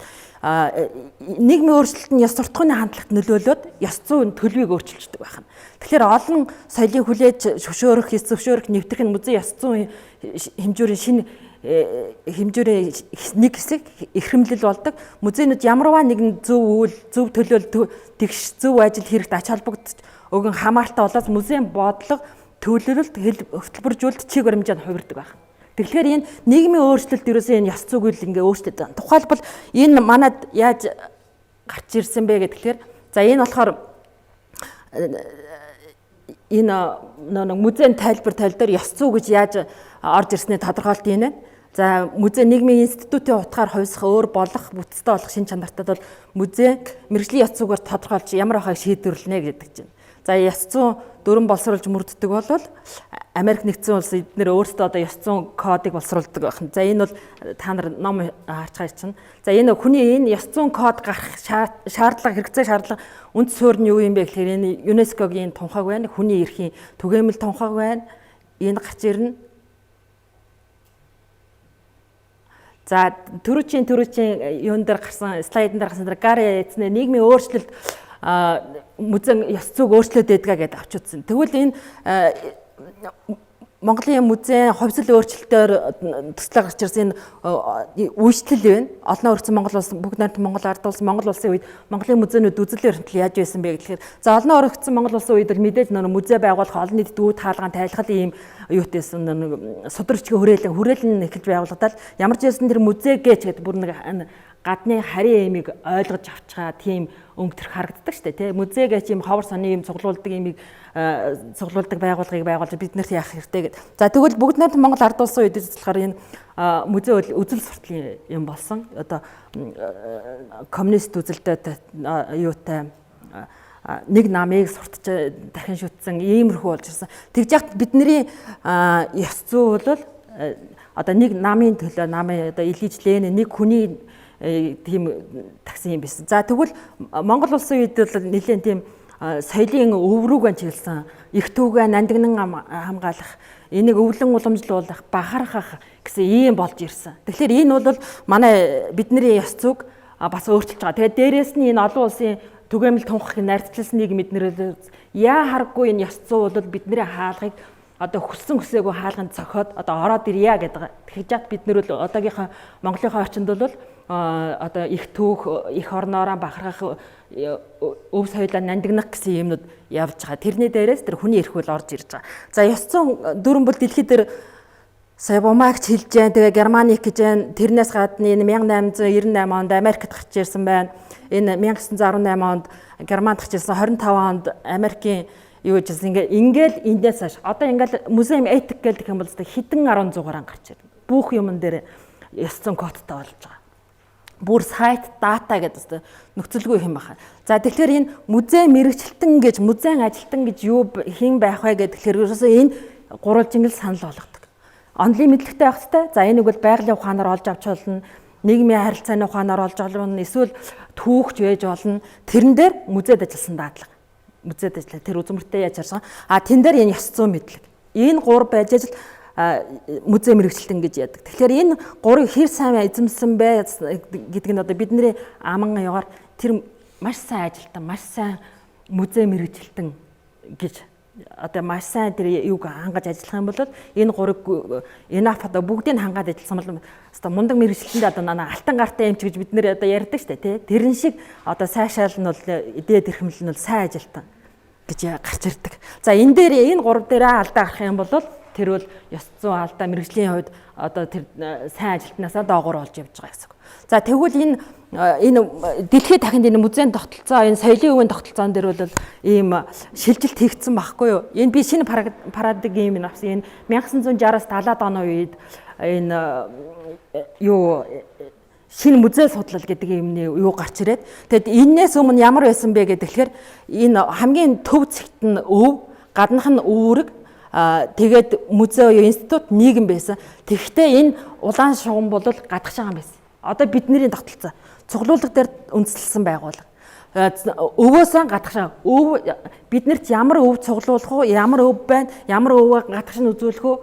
тэр нэг музейн ханаас гаднах нийгмийн эрэлт хэрэгцээ бол биднэрт нэг хамаатай биш гэсэн. Бид нэр саамрагт орол за одоо энийг үзүүлсэн одоо энэ сэр нуратнаар үзэсгэлэн гаргана гэсэн тиймэрхүү тогтолцоотой байсан. За тэгвэл одоо энэ шинэ парадигм гэж энэ 70-аад оноос эхэлж ирсэн энэ нийгмийнхаа өгөгдлөөр одоо дэлхийд дахинд хүний эрх яриад л бид нэр хүний эрх тэр юуг ярих л ёстой болж байгаа. Музей дотроо хүний эрхийн төлөө энэ манжин үеийн цуглуулгыг яаж үзүүлэх вэ? Хүний эрх тэр байгаль экологийн төлөө энэ байгалийн цуглуулгыг бид нар яаж үзүүлж харуулах вэ? Энд яаж ажиллах вэ гэд тэгээд тэрнийгээ дагаа тэгээд өөрсдийнх нь ажлын янз бүр юм байна. Би бол зөвхөн нөгөө нэг нийгэм рүү чиглэсэн юугаар нь ярьж байгаа шүү. За ажилтныхаа юугаар. За тэгвэл мэргэжлийн ёс зүй одоо тулгамддаг одоо хин чимчээ хүн л юм чи энэ зөв болов буруу болов гэсэн юм гарч ирнэ шүү дээ тий. Музей ажилтнууд за би одоо зөв юм хийгээд байна буруу юм хийгээд байна энэ. За тэгвэл энд хоёр ийм салаалсан зам гаргах одоо хамгийн одоо яваал тулдаг юу байдаг аахгүй сонголт yes or no сонголтыг тэр юун дээр энэ 6 дээр л ер нь дийлэгтэй гарч ирдээ. Музей ёс зүй дээр хүчирхийлэл, секс, шашин, дайн, амтан, үхэл. Энэ 6 дээр ерөөсөө. Тэгээ энэ дээрээс болоод тэр хүн ёс зүйтэй ажилласан, ёс зүйгүй ажилласан гэж юм унах босч ирэх тийм сонголтод төрч ирдэг. Тэгэд энийг хийхгүй байна гэдэг чинь тэр хоёр сонголтон дээр очихгүй хүртлээ байна гэдэг чинь бол тэр музей ерөөсөө саарал хөдөлгөөнгүй байгаа байхгүй мэдэхгүй нэг diet collection уу амьд бус байгаад байна гэсэн үг. Тэгэхээр ийм байж дуу хоолойгоо өргөж тэд нэр чинь нийгэмд харагдаж нийгэмд өөрийг хариуцлага хүлээж тэр юугаа харна гэсэн. За дилемма гэдэг нь болохоор ийм утгатай үг байгаа. За шийдэл төрөмгөө зөрчилдөөнтэй байх тохиолдолд дэлгэрдэг ойлголт гэдэг чинь. За тэгээ эднэрийг яаж үздэг юм бэ гэдэг хэлэхээр энэ болохоор энэ эмэгтэй Лондонд амьдардаг эмэгтэй энэ Бритиш музейд ингээ 3-4 жил одоо нэлээд хууч хэрцэн юмнууд би ярьж байгаа л да. Гэтэ сонирн байж магадгүй. 3-4 жил ингээл өөрийгөө ингээл музей үзмөр чим шиг тэгээ ажилтны чим шиг ингээл үзүүлээд байдаг. Ингээл одоо зааланд ингээл нүцгэлэл ингээл суучдаг. Тэгээд энэ хүнээс одоо хүмүүс асууж байгаа байхгүй одоо бидний хөвсөрөлд одоо их муухай эвгүй байж дахир дутуу тий хөгжлийн мэргэжлтэй ийм хүн. Тэгээд миний ажил бол өөр хүмүүсийн надад хандлагыг тусгах хариу үзүүлэх энийг өөрчлөх явдал юм. Бие махбодын гоо сайхны энгийн төрх хөгжлийн бэрхшээл тачаангүй төрх зэрэгт хандах нийгмийн хандлагт хариулт өгч өөрчилж чадна гэж өөртөө найдаж байгаа. Дахир дутуу хүний хувьд би ерөөхдөө муухай бэлгэн амьдралгүй өргөдөлтөд тус нэмэргүй итгэхгүй гэж нийтлэг хүмүүс ойлгодог тэр нийгэмд. Одоо Лондон хотод бол 90-ад оны үед бол ингэж ойлгодог байсан. Би байхгүй гэдгээ мэднэ. Миний ажил дээр надад энэ дэлхийд дээр өөрөөрөө төлөөлөл болгон өөрийгөө илэрхийлэх боломж олгогддог. Энэ өөрөө ийм уран бүтээлчин ингээл өөрийгөө үзүүлээл зааланд суугаал өөрөө янз бүрээр үзүүлээ. Тэгээ энэ тэр хөгжлийн бэрхшээлтэй хүнгдэд чи өөрт нь гоо сайхан байд юм аа яг бидний нэг юм байна гэдэг. За тэгвэл энэ байдлыг манад аваад үзэх юм бол бид нэр өнөөдөр энэ хөгжлийн байдалтай байдлыг энэ музейд үзүүлэх юм дээр хүрснүг үү энэ хөгжлийн төвшөнд хүрснүг үү гэдэг нь бас бодох хэрэгтэй. Хөгжлийн байдалтай өрөвдлийн харцаар магадгүй харж магадгүй хөгжлийн бэрхшээлтэй иргэдэд үйлчлэх гаднах шатаа янзлын нөгөө нойлынхаа югльяа гэсэн төвшөндөө байж магадгүй. Тэгэхээр эднэрийн дуу хоолойг юм уран бүтээлчийн хүртлүүд төвшөнд үзүүлж харуулах бол бидний бас нэг өөр болж ирж байгаа юм. За тэгээд энэ эмэгтэй өөрийгөө ингэж үзүүлсээр байгаад 2000 оны Лондон олимпиад лээ 2012 оных тий. Тэнд энэ пара олимпийн бэлэг тэмдэг болохсаа өөрийнх нь гүшөөр Лондонд энэ хүний гүшөө бий болох. Энэ хүртлээ ингэж явах хүртлээ ерөөсөө тэрний дуу хоолойг музейд л гаргаад исэн байхгүй юу? Музей л энэ хүнийг тоогоол музей л гаргаад исэн. Тэгэхээр түрүү чинь яг бумагч хэлсэн нийгмийн үнд юу элитик юу бий болгох гэж байд сая юм дээр тэр код дээр нэг хідэн ийм зарчмууд байсан шүү дээ. Тэрний нэгдүгээрт нь юу байсан бэ нөө хүний эрхийг тэрнтэй бол яг энэ ингээд таарч байгаа. Ерөөсө музей энэ хүнийг тоогоод л ингээд уран бүтээлийг тэр зааланд ягаал тэр биеэр нь үйлдүүлээд байна. Энэ нэг юм тэгж их гараад пара олимпи бэлэг тэмдэг болоод тэгээд юунд Лондонд хөшөөнд гарч ирээд ингээд тэр чинь ерөөсө нийгэмд тэргүүлэгч үүрэг гүйцэтгэдэг байгаа байхгүй музей. Яг энэтэй адилхан юм тухайлбал би түрүүчийн юун дээр хилцүүлэг дээр бас ярьж ирсэн энэ Амстердам хотын энэ улаан дэнлөөний гудамж гэдэг шүү дээ. Тэр бол бүр дээр үеэс юм далаачд ингээл бууж ирээл ингээл зугаац ингээл яал нэг олон сараар далаад явж ирсэн ирчүүл ингээ октоудаар зугаацаал ингэж тэр 18 дугаар зуунаас ахгуулаад ингээд үүссэн тэр гудамж үүссэн. Тэнд бол ерөөсө хамгай байдаг нэг хүний эрх эсрэг хүний эрх зөрчигдсөн бэлгийн худалдаа, хүний наймаас хар тамхи бүх юм ингээ өгдсөн юм. Тэгээ тэр нь өстө бүр дэлхийд дахнаа шуугаан тарьсан. Аль жуулчлалыг өчнөө их татдаг юм болцсон байсан. Ийм газар. Тэгээ тэнд байсан музей, театр эднэр бүгд. Тэгээ тэнд байсан музей ээжсэн гэхээр ингээл тэрнийг үзүүлээл, хүний эрхийг ингээл үзүүлээл яваад байсан. Тэгсэн чинь хөөх энд чи одоо дэлхийн нийтэнд бид нар чинь орчин үеийн боолчлын юм чинь одоо байгаа юм биш үү гэдэг. Тэгээ орчин үеийн боолчлын гэдэг нэр таймаа тэндээс тэр улаан дэнлөөний гудамжинд байгаа тэр музейгээс тэгж гарч ирээд дэлхийн нийт тэр конвенц одоо Монгол улс нэгдсэн байна. За тэгээ орчин үеийн боолчлал гэдэг нь манад юу вэ нэ гэдэг харахаар маш их олон хүний наймааны худалдаа байна. Бэлгийн мүлжлэг байна. Энэ нөгөө нэг нуграач хүүхдүүдийг хөдөлмөрийн мүлжих гэж гадагшин гаргадаг эднэр байна. Тэгээ эднэр дээр яагаад музейд дуурахгүй байгаа юм бэ? Бид нэр уран нуграачийн дэр сайхан соёлын үеийг үзүүлэхийн зэрэгцээ тэр хүүхдийн хөдөлмөр мүлжих гэж тэр Туркид хүнд нөхцөл тэгж ажиллаж амьдарч байгаа эрүүл мэндээр хогч яагаад дуурахгүй байгаа юм бэ гэдгийг би түрүүчийн хэлцүүлэгт хэлчихсэн. За тэгвэл энэ бас их хэцүү. Одоо музей дээр энэ бол музей үзэгчид энэ бүр саяхан энэ 2018 онд Парис дэ Токио гээд нэг музейд энэ үзэгчд нь ингээд нүцгэлээд үзсэн. Тэгээд дэлхийн өөр их асар хурдцтай хөгжилж. Заримдаа юм ингээ гүйцэхгүй, заримдаа ингээд юу болоод байгаагүй. Тэгээд энийг би ингээ ойлгохгүй ингээд ясан чи энэ ерөөсөө нэг ан амтны юун дээр л эсрэгцүүлж тавьсан юм ба. Тэгээд цаатал дээр амтны арьс усгоод тэгээд энд энтэй хэрвээ энэ ан амтны арьс усыг аваад музейд тавьдаг бол үзэгчд нь яагаад нүцгэн байж болохгүй. Бид нэрээ хуцыг авч тавьснаас өөр төгс юм эсрэгцүүлж тавьж байгаа ийм ёс зүй юм. Тэгээд ингэжээт л саяхан штэ 2020 онд байна уу 22 онд байна уу Луврын музейд хитрхи одоо дундад Азаас ирсэн нэг эмэгтэй хитрхи их задгаа хуцаллаа нүцгэллээгээд Лувраас одоо үзэгчийн гаргаад яччихлээ. Тэгэж одоо музей задгаа хитрхи тийм нүдист байдлыг сурталчлаа гэдэг үзэгчийг гэдэг үзүүлэхгүй гаргаж байгаа тийм байлээ. Тэгэхээр дэлхийн өөрөө ийм их сонин хурдтай үржилж байна. Энэ бол ямар нэг тэр ёс зүйн үзэл юуны ажлын хүрээнд энэ бол хийгдэж байгаа тийм ажил. За тэгвэл бас нэг бас тийм дилемма бас нэг жишээ гэлээ. Энэ бол юуны Шотландын Глазгоу хотын хүүхдийн музей. Глазгоугийн Хантерын музей байгаа. Тэр эртнийдийн тэр хилцүүлэг хийдэг. Энэ бас баг 80-аад оны эсвэл 90-аад оны үе үзэсгэлэн байгаа. За тэгээ энэ Глазгоу хот яасан гэхэлэр тэр хотод байгаа хүүхдүүдийг нэг зодддаг шүү дээ. Бид нэр дугуй юм чимээг юм гэхээр шийдэгдэг тийм арга. Дэлхийн нийтэд хүүхдэн шийдэгдэг тийм байдаг нийтлэг. Тэгээ тэр шийдгэлийнх нь хэмнүүдийн цуглуулаад ирсэн юм байна. Музей цуглуулжаад үзэсгэлэн хийсэн юм байна. Тэгээ үзэсгэлэн ихтэй яг юм улаан юутай. Тэгээ энэ хүүхдүүд зодсон, нүдсэн тийм янз бүрийн юм хэлмэгцэн хүүхдүүдийн түүхэн цуглуулад үзэсгэлэн хийсэн. Тэгээ энэ бол шуугаан тарьсан байхгүй тэр Глазгоу хотод. Зарим нь арайчтай ингэж хүүхдийг зодцсон багт эндээс болоод хүүхд гэмтсэн байгаа шүү дээ энэ төр. Тэгээд энэ шуугаан тариад тэгээд энэ одоо бол Глазгоуд бол хүүхдийн эрхийн үйлс хамгийн дэлсэн ямар ч юмгүй бараг зэр болцсон хот байгаа. Тэгэхээр энэ дөрөөсөө хамгийн эхэлж шүүлүүлээс нь музей л авахгүй юу. Тэгэхэд энийг энэ илтгэлэг 2016 онд яж хат хүмүүс за да манахаас ч та хоолоор юм да гэсэн яг хүмүүсийн нүднээ хаарсан яг надад тэгж хэлжсэн би мэдэрчээ энийг ярьж байгаа. Тэгэл удаагүй яж хат тэр хүүхэд хаздаг яадаг тэр сая энэ ковидын хөл хорионуудын хүүхэд манай Улаанбаатарт л хүүхдийн хүчирхийлүүлэлт хавтгай байдаг. Тэгээ энд яагаад музей дуурахгүй байгаа юм бэ гэдгийг бол өнөөдөр тэр орчин үеийн ICOM-ийн тэр ёс зүйн кодтой бол яг дийлэгдэж байгаа. Тэгэхээр бид нэр одоо ёс зүйтэй сайхан ажиллана гэдэг чинь ерөөсөө энэ дээр дуурч байгаа.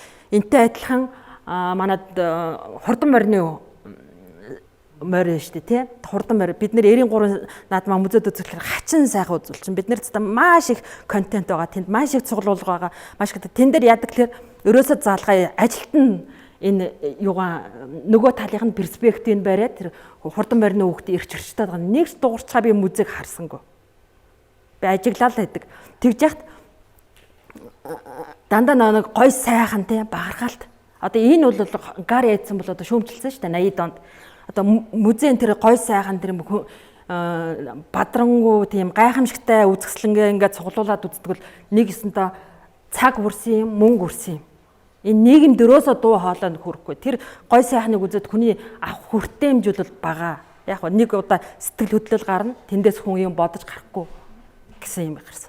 Тэгээ яг тэрнтэй адилхан бол манайд л хурдан морины хүүхдүүд бол энэ дээр бол одоо соёлын өвтэйгээ илүү ойрхон байна шүү дээ. Дуурах юм бол энэ багаад байгаа. За тэгээд энэ нөгөө секс гэд бид нар болсон. За энэ бол энэ музейд орсод одоо маш олон жил ингээд яадаг байхгүй энэ их шуугаан тарьдаг юм юу байгаа. Эротик зураг. За энэ дэлхийд ерөөсөө эротик тэр нудистер порнограф бол төм бом жамаараас дүүрнээр юм байж идэг. Тэгээ зарим нь бол ингээд бүр үзүүлж чадахгүй ингээд хураацсан байдаг. Зарим нь ингээд зориглоод үзүүлдэг. Зарим нь ингээд хөшиг наагуур нь хаацсан зөвхөн 18-аас дээш насныхан сөхөж харж болно гэсэн заалтмалттай ингээд яж идэг. Тэгээ энэ үзэл ингээд байж идэг. Тэгээд бас их шуугаан дэгдээдэг. Тэгээд ингэж байсныхаа хэргийг сая хийсэн шүү. 2021 онд энэ судлаад энэ одоо Парис хотод амьдарч байсан бие үнэлэгч тэр нэртэй тэр вэ гэдэг нь судалгаа гаргаад ирсэн. Тэгэхээр энэ дээр бол манайхан бол одоо бас бодолцохтой бас нөө яг дилеммад ордог хэсэг энэ байгаа байхгүй. Тэгэхээр тэгвэл манад ямар байна гэхээр энэ 2017 оны төрөлх хурлын шилдэг хөтөл тавсан ийм шатар байгаа энэ галерейд дэглэсэн. За энэ дээр их бүтгэн гарцсан байгаа. Тэрнч дээр энэ бол порнограф. Түрүүнийх бол эротик байсан бол энэ порно. Ерөөсөө л тийм уран бүтээлчийн тийм имийг бүтээлчийн дэглэсэн имийг одоо тэгээ манайх шилдэгтэл тавсан. Тэгээд энийг манайх дэглэж үзүүлсэн. Энэ бол их юутай порног бол музейд тавьчих. Энийг тавьчихад бол ерөөсөө порног бол музейд л сурталчилж байгаа. Тэгэхээр чи уран бүтээлчд чи ерөөсөө тэр ёсцууд яахгүй тэр сэтгэлгээ айгүй чөлөөтэй юм багхгүй юу? Тэгэхээр энэ нэг чөлөөтэй сэтгэж байгаа энэ нэг тэгж байгаа тэр уран бүтээлчийн бүтээлд бид нэр яаж хандаж яаж нюансыг тааруулж яваа гэдэг чинь ерөөсөө ёсцоо шаардж байгаа байхгүй. Бид нэр энийг үзүүлэхгүй гэхээр аргагүй. Улсын шилдэг бүтээлд орчиж байгаа юм, авчиж байгаа юм. Үзүүлнэ гэдэг чинь нөгөө хүүхдтэй яаж үзүүлэх вэ гэдэг чинь энэ дээр чи яг та музей ажилтнууд балансаа барьж нюансаа сэтгэлийнхээ юм гэж тэр мэрэгжил боловсрол дадлага ёс зүйгээ хэр байгаагаа харуулна гэсэн үг. За бас энэ байна. Бас их алдартай хөтөл энэ 90-ад оны үед энэ нэг тийм том үзэсгэлэн гараад ингээд тэгэл шуугаан тарьдаг байхгүй энэ хэртэй бохор юм ингээд үзүүлсэн. Тэгээд Австралид нэр бол энийг үзүүлэхгүй боли энэ үгүйгээд. Тэгээд энэ ингээд шуугаан дагуулаад яадаг байхгүй одоо уран бүтээлчдийн инсталляцийг ингээд тавихаар нэг талдаа болохгүй нөгөө талдаа болно. Яг энэ хооронд тэр музейд ажиллаж байгаа үзэсгэлэн дээр ажиллаж байгаа бидний тэр нөгөө ёс зүй шаардаж ирдэг. За Америк Англид бол энэ тэгээ эн чинь өөрөө их үнэтэй бүтээл ингээ байнга гарч ирж идэг. Энэ дээр бол тэр музей судлаач юу яаж байгаа. За тэгээ бас энэ манай улсын жишээ байна. Энэ шашныг одоо музейд үзүүлэхэд их юунтай болдгоо гэдэг. Тэгэхээр энэ бол Ховд аймгийн музей, Ховд аймгийн орон нутгийн судлах музей 2013 оны хон мянд цогш авсан. За энэ музейдээ ингээ тэр нутгаасаа төрсэн том ламтан музейдээ үзүүлсэн чинь тэр ард иргэд тэр хүн одоо шүтлэгч одоо зуул өргөж хадаг тавих тийм юм. Тэгэхээр нэг талаас эн чин тэр хүний шашин шүтлэг явж байгаа нөгөө талаас музей үзмрийг явагдглээ. Болох уу энэ? Болохгүй. Дөрмээрэн болохоор болохгүй. Бид нэр үндсэн хуулиараа болохоор шашин шүтлэгээ яахгүй. За ямар ч байсан энэ Ховд аймгийн музей бол үндсэн хуулиар барьсан. Тэгсэн боловч нөгөө үзмэртэй яах юм зөрчсөн байна. Тэгэхээр энэ бол яагаргүй манай улсын дилемма болж байгаа музей дээр ажиллаж байгаа. Тэгэхээр энийг яаж шийдэх вэ гэдэг асуудал гарна. За тэгээ энийг хичээлийн дараагаар энийг та нар яаж шийдэх хэлээрээ заяа энэ кейс шүү тогтоогоод ав. Энийг яаж шийдэх вэ гэдэг. За бас расизм байна муу адилхан ялгаагүй. За энэ бас энэ үзэсгэлэн дэглээд ингээд тавьсан чинь шууган болсон байхгүй юу? Хүмүүс уйлаад одоо хар арьс өнгөөр ингэж ялгуурладаг. Ингээ хүн эднэр чи ийм юм ингээд яацдаг гэд. Ингээл ерөөсөө энийг нийгэмд гаргаж ирж эн чинь болох юм. Одоо энэ шашны урсгалыг ер нь энэ тал дээр нь хязгаарлах хэрэгтэй юм байна гэдгийг музей дээр дэглэгээд ард олон ойлгож авсан. Тэгэхээр тэр дагуу тэр юм дээр нь тэр үйл ажиллагаан дээр нь тэр шашны юм дээр хязгаарлалтууд хийж улс нь тэр хязгаарлалтууд хийж тэрнтэй бас адилхан байж байна. За улс төр гэж байна. За Сталингийн хөрөг бол манад л өстой бөөнөр юм байгаа. Тэгээ энэ бол өстой яа харахгүй дэлий юм аа. Энийг бол одоо бол би бол зүрх зориг нь хөрөхгүй гаргаж ирж тэр нэг тайлахтаа одоо чадхал нэлээд шаардна гэж харж байгаа. Одоогийн байдлаар бол Сталингийн зураг 1 2 байдаггүй юу? Ер нь бол голдоо тэр их олноороо дэлгэцсэн байсан зургуудаа одоо олон нийтэд үзүүлээгүй авцаамаа. Тэгэхээр энэ Сталинг одоо бид нэр яаж үзүүлэх вэ гэдэг. 30-аад оны хэлмэд тэр олон тэрнийгээс хүү эсвэл одоо статус кво хөлөншөөрүүлсэн гэхүү яах вэ энэ тэр бол музей мэргэжилтний нэлээд ур чадвар гарч ирэх юм. За ер нь бол музей энэ ёс зүйн орж иртлээ, ёс зүйн юмыг ойлгохлоо дэлхийд даяараа бид нартай л адилхан байсан. Бид нар шиг л байсан. Бас алдаж оноод тэдний нэг бол энэ юуны Америкийн нэг National Atomic Museum байна. За энэ арай л дэндүү тийм одоо империалист үзэл байхгүй юу? Музей дээр үсээ явцсан тэр улсын хөгжүүлбэр хүүлэн дэмжиж тэрэн дээр чинь тэр нөгөө энэ нөгөө Хирошима дээр унсан бөмбөг байхгүй юу? Хирошима дээр унагсан.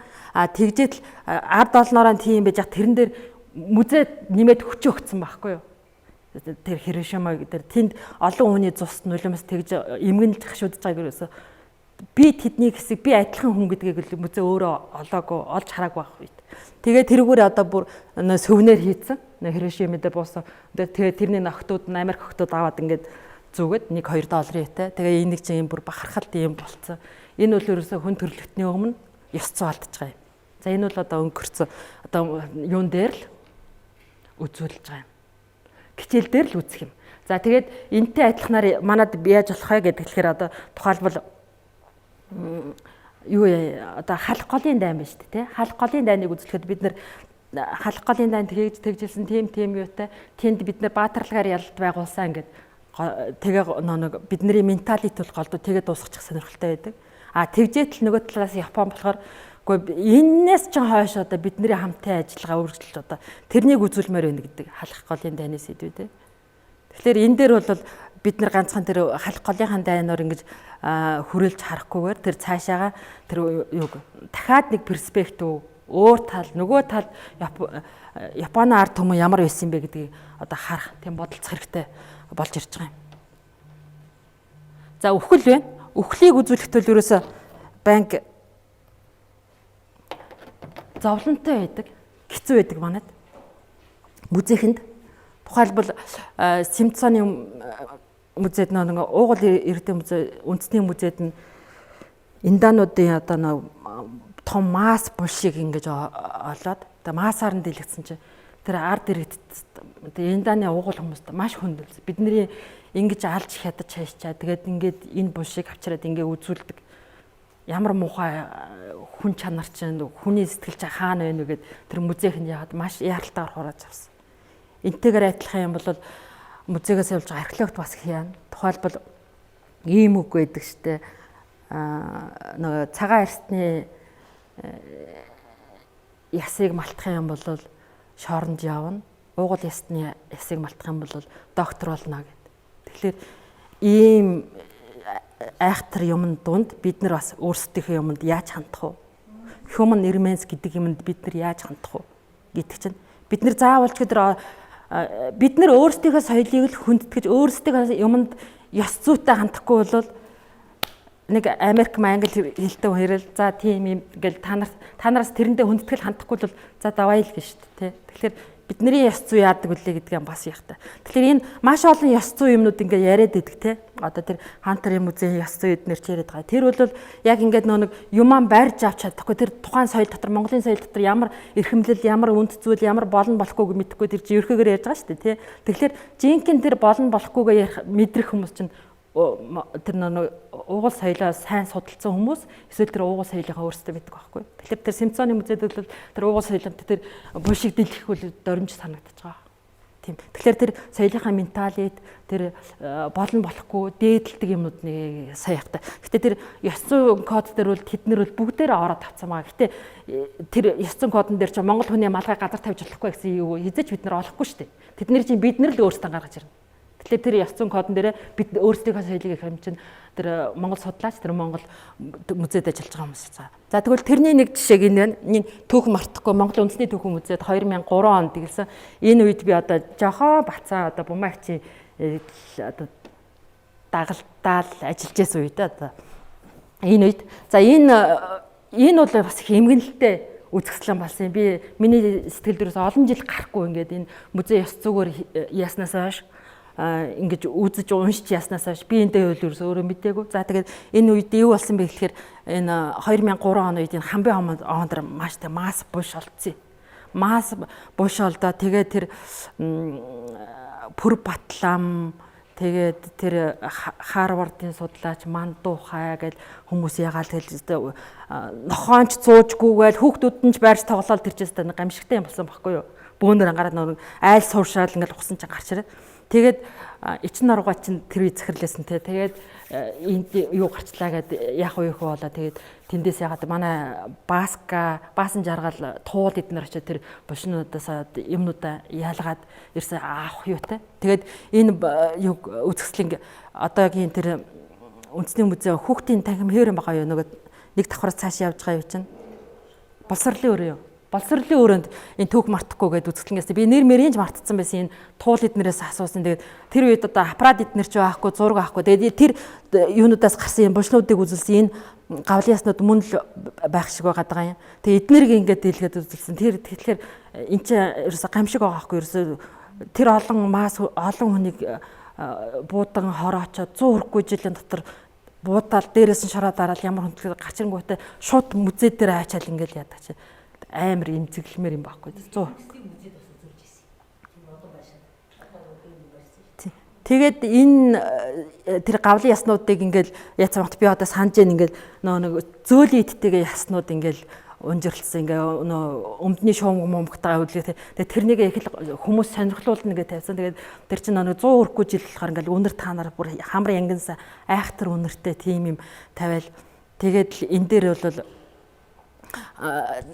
одоо ажиллаж байгаа тэр хүмүүс сэтгэл зүй айгу хүндээс нэг хүүхдүүд болохоор мэдхгүй орж гарч гэрвэл яхан толгой өвтгөрөө гарчгүй салхин зогчоод тэгэл буцаж оржгүйгээл тэгээд энэ юунууд одоо хаашаа явсан бэ гэдэг асуусан туул эднэрээс Хэлмэстийн музейр өзмөр болоод явсан гэдэг жишээлээ. Тэгэхээр яг үндсэндээ бол энэ үед бол бид нар бол нэлээд тийм ёс зүйн байдал бол алдаж ажилласан. Бас тэн дээр бас хүндэтгэлтэй хандах хэрэгтэй байсан.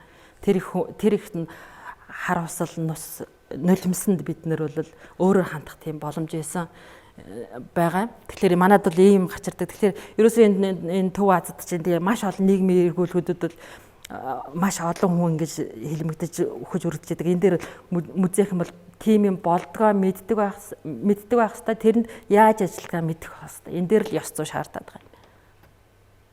За тэгвэл ийм юм болж байгаа үед ерөөсөө нэг масаараа дайраад яачдаг. Одоо тухайлбал саяын тэр гавлиснууд гэж жатад хүмүүс манай бидний нэг монголчуудын менталит их тийм айдуу зөөлхөн хүний аамыг хардаг. Тэгээд ялангуяа музейхнийг дэлхий дахинд үнэн үг хэлж байгаа. Музейхний зөв гэж боддог. Музей үнэн яриад байна. Одоо шар сан дээр бичсэн юмыг уншихтаа за энэ худлаач хийж магадгүй дээс их сурвалжт итгэхгүй байхад музейд за музей юм чи үнэндээ музей юм чи үнэн дандаа бид нэг нийгмийг эхнээсээ байгууллагатаас тэргүүлж ийсэн. Тэргүүрээ танин мэдхүүдээр одоогоор тэргүүлж байдаг. Тэгэхээр тэрэн дотор ч хүн ажиллаж байгаа юм чи алдах юм байгаа шүү дээ, тий. Тэгэхээр ийм болж байгаа үед бол яадаг вэ гэхээр тэр маш их тэгээ уур хилэн гарч ирнэ шүү дээ. Тухайлбал тэр хүүхд мөхтийг ингээд өргөцсөн байхайг үзүүлэхэд тэгээ тэр үед яадаг вэ гэхээр ийм нэг тайлбар гаргаад тавьчихдаг. Энэ болохоор одоо sacred буюу одоо сүлдлэг юм шүү дээ. Тэр бүр олон нийтэд үзүүлэхийн аргагүй тийм юм. Тэгэхээр нийгмээсээ тийм эсэргүүцэл гараад за энийг одоо яачлаа шилжүүлчлээ. Энд дэс үзмэрийг шилжүүлчлээ. Энд чинь ёс зүйгээ ойлгоод ёс зүйн балансаа барьчихж яах гэсэн. Одоо зөв буруугийнхаа буруу руугаа явжгаад олон нийтийн хүсэл төрөнгүүд тэрнийг залруулж байгаа. Тэгэхээр заавал ч одоо хаста тийм болчлаа ийм тийм гэл нөгөөтгөө хаагаал ингээл бүр уур унтуу байхгүй нөгөөтгөө дэлгээтэй тэгтээ ийм бичиг гаргаад тавьчих боломжтой байна. Тэгэхээр бид нэрийг яадаг зөвтгдөг юм бол энэ байна. За энэ алдартай үзэсгэлэн Лондонд ясан энэ нэг ухамсар доторх эц төгсгөлгүй өвхөлгээд тэгээ бас их юутай энэ Дэвид Хенри гэдэг энэ хүн бол ийм дандаа өвхлийг үзүүлдэг ийм хүнд сэдв бүтээдэг ийм уран бүтээлч айгу төвөгтэй энэ хүний бүтээлүүд бол музейхэнд дандаа төвөг болж байдаг. Болохгүй завсраад одоо тухайлбал Австрали эднэр бол oh no sorry we can't гэд бид нэр одоо дэлгэж чадахгүй на танаа үзгэсэл ингээд тэгээд энийг дэлгэчихээр маш их тийм хоёр талаас том дайм нийгмээс дайм болдог. Нөгөө музей ажилтнууд эндээ их шаналдаг. Бүр одоо жинхэнэ нэг тархиан буцалгаж хийж гаргадаг юм яа. Тэгээ энэ юу шарк бол одоо яг авраг загс тэгээд нөгөө ган төмөр хүрээ тэгээд нэг муутахгүй формулегээд гэдэг шүү дээ муутахгүй бацсан дотрээс ийм юутай өхлөгөөс. За тэрний зэрэгцээ энэ муура гэдэг ийм зураг гэдэг энэ бол зүгээр л нэг одоо сонингийн нэг сонин хэвлдэг арга шүү дээ тийм мар зурсан энэ эмхтэй зураг. За энэ хоёрыг ингээд тавьсан юм дээр л та бүр нэгэн боссон. Яасан бэ гэд хэлэхээр энэ эмхтэй бол 80-аад оны үеийн цуврал алуурчин өсвөр насны баг насны хүүхдүүдийг ингэж төвж алдаг. Тийм эмхтэй 7 8 10 хэдэн хүүхд алдсан. Тэгээд тэгж яг тэр нийгэмд тэр асуудал ягаагүй энэ эмхтэй нь өөр амьд зөв буруугаан одоо кино хүртэл идэг та нар сайн мэдж байгаа бол яг шоронд байж явах үед нэг уран бүтээлчийн тэр энийг хийгээд музей дээр тавьсан нөрөөс ингээл гал авалтсан юм болсон байхгүй юу. Өөр хүүхдээ алдсан хүмүүс чинь нийгмийг тэр чигтэн босгоод музейн гадна ойрлж хашгирал ээж идэг. Энэ зургных нь үнэн өсөөл ээж идэг. Ерөөсөө бүр минут секундээс л 40,000 паунд 40 сая гэл ерөөсөө бид нэр аманд багтахгүй тийм юмнууд болол явж идэг. Тэгээ ийм эсрэгцэл дунд музей мэргэжилтийн ёс зүйн шалгаж ажиллаж байгаа. Тэгээд энэ дээр бол ерөөсөө дийлээ тэр чинь баг аваа хийчвэл тэр гудамжинд байгаа тэр чагсаал хөдөлгөөн бол зогсчихоор байгаа байхгүй. Тэгэхээр хичнээн тэгж байгаагийнхаараа нөгөө хүүхд хамгаалал нөгөө хүүхдийн юм чинь бас нөгөө талдаа яаж идэг. Тэгэхээр ерөөсөө музей ерөөсөө нэг анхдагч дуу хоолой нийгэмд тэр хүний эрхийн төлөө хамгийн одоо хүний эрхээр хамгийн сайн дуурах байгууллага бол музей гэж хэлээд байна гэдэг тэр бумаагч хэлсэн. Яг тэр чинь байгаад байгаа. Тэгэхээр сонин дээр бичсэн сошиал медиа дээр бичснээс музей дээр тэрнийг ярьж хэлцүүлж ингэх нь бол нэг нь маш өргөжтэй болдог гэдгийг л хэлэх гээд байгаа. За амтан гэж хэлж ирсэн бид энэ дээр одоо энэ амтан хүний бие физиологийг музейд үзүүлэхэд бол маш хэцүү байдаг. Одоо тэр хэсгийг харуулахгүй энэ төргээд тухайлбал одоо энэ хүний эд эрхтнийг үзүүлэхэд одоо зөвхөн арсын үзүүлдэг. Үзүүлээд энэ зөвхөн ясын үзүүлээд байгалийн музей дээр байнгын юм шүүмжлэл гарч ирж байдаг. 2016 онд л үндэсний байгалийн төвийн музей байгуулах тийм юун дээр миний би хэлж ийсэн. Дандаа байгалийн төвийн музей шинээр байгуулахтай арс ясаг үзүүлэхээс тэр цусын яахын нэг махын яхын гэсэн тийм гарч ирж байгаа. Тэр шүүмжлэл энэ музей судлалд бол нэлээд тийм бас их яригддаг юм. Тэгээ тэрүүгээр тэрнийг одоо уран бүтээлчид онцгоогоор хараад ингэж бүтээж байгаа юм байгаа. За тэгжээт саяхан би энэ илтгэлийг бэлтгэх гээд ингээд яажсэн чи нөгөө цусын яхаа мэдрэлийн судсын яхаа гэдэг юм бас ингээд шийдсэн ингээд гарч ирж байна. Тэгээд энэ бол нөгөө ямарваа нэг юм тэнцвэртэй тэгшээр хандах гэдэг юм гарч ирж байгаа. За байгалийн төвхийн музейхэнд хэлэхэд нөгөө гендер перспективс маш чухал. Хүүс юм. Ерөөсөө ингээд байгалийн төвхийн музейд ингээд яхаар дандаа нөгөө юу ячдаг байхгүй. Эр хүүсийг давамгаалцдаг. Эр хүүсийн амтан ч өөрөө тийм гоёмсох сүрлэг байд юм байна. Тэгэхээр тэгж үзүүлдэг нь одоо нөгөө ёс зүй алдаад байгаа. Имх нөгөө ийм амтныг үзүүлэх. Одоо тогс чи өөрөө ер нь тийм гоё амт юм тий. Нөгөө тогсных нь ер нь их гоё үзэсгэлэнтэй юу тий. Ийм нь болохоор дараахан болохоор эрийн тавьчаад ийм нь болчт юм байна л да. Тэгээ эн чинь их дэлхийд дахин тэг шүүмжил болдог. Тэгээд хүнийг үзүүлэхдээ эргэтэйг нь одоо тийм сайхан амарчгаа, тухалжгаа тиймэрээ үзүүлцдэг. Эмэгтэйг нь болохоор ажил хөдөлмөр хийж байгаа. Гэрээ ахыг үзүүлэхдээ ээж нь галтгоон даяг шанаг гуугаж даавн дивандар сууж яхаар тэгээ үзүүлчихдээ юм. Тэгээ энийг шүүмжилд хүртдэг байхгүй юу? Энд чи яагаад айдалдаг шүү байж болохгүй. Яг үндсэндээ бид нэр уламжлалт амьдрал тийм штэ угаасаа. Тэгжээтэл энэ хүний эрхийн эднэрээс чинь болоод анпэ төлөөгүй хөдөлмөр төлсөн хөдөлмөр болоод ингэж явж байгаа. Тэгэхээр энэ дээр байгалийн музей дээр энэ асуудал бол нэлээ их шийдэгдэх ёс зүй шаарддаг. За эргүүлэн буцаалтын асуудал. За хууль ёсоор улс үндэстэн музей хэсэг бүлэг хүмүүст ирсэн олдсон алдсан соёлын үеийг холбогдох гэрээ конвенц эрх зүйн баримтчгийн хүрээнд эргүүлэн авчрах буцаан өгөх санаачлах зарлах ажиллагаа гэдэг. За энэ бол дэлхийн нийтийн number 1 ёс зүй шаарддаг. Маш чих хил ам дагуулдаг, маш чих цаг ордог, маш чих мөнгө ордог. Тэгээ энүүгээрээ буцаагаад авцаар түмэн байна. Ерөөсөө энэ эргүүлэн буцаалт болох шалтгаан юу болдог гэхээр хүчгүйгээсээ хүчдээрүү, мөнгөгүйгээсээ мөнгөдээрүү, эрх мэдлгүйгээсээ эрх мэдлэлдээрүү явуулцдаг байхгүй. Өв шилжчихдэг байхгүй юу? Тэгээд нөгөөтгий чинь хуураад, тулгаалаад, дааж шатаад ямар нэгэн байдлаар аваад нөгөө хүчтэй талдаа, мөнгөтэй талдаа очсон. Тэгээд нөгөөтгөө хожим ойлгоод энэ чинь миний шүтлэгний юм байсан биз дээ. Миний өвөг эцгийн тим юм байсан биз дээ. Тэр нарийн нандин сүлдлэг байдлыг хүнддэхгүйгээр зүгээр ингээд аваад энэ чинь амьд юм байхгүй юу? Аваад ингээд богонд очиж явцсан гэсэн юм ил ам гарч чаддаг дэлхийн нийтэд. Энэний тод жишээ үл энэ бининий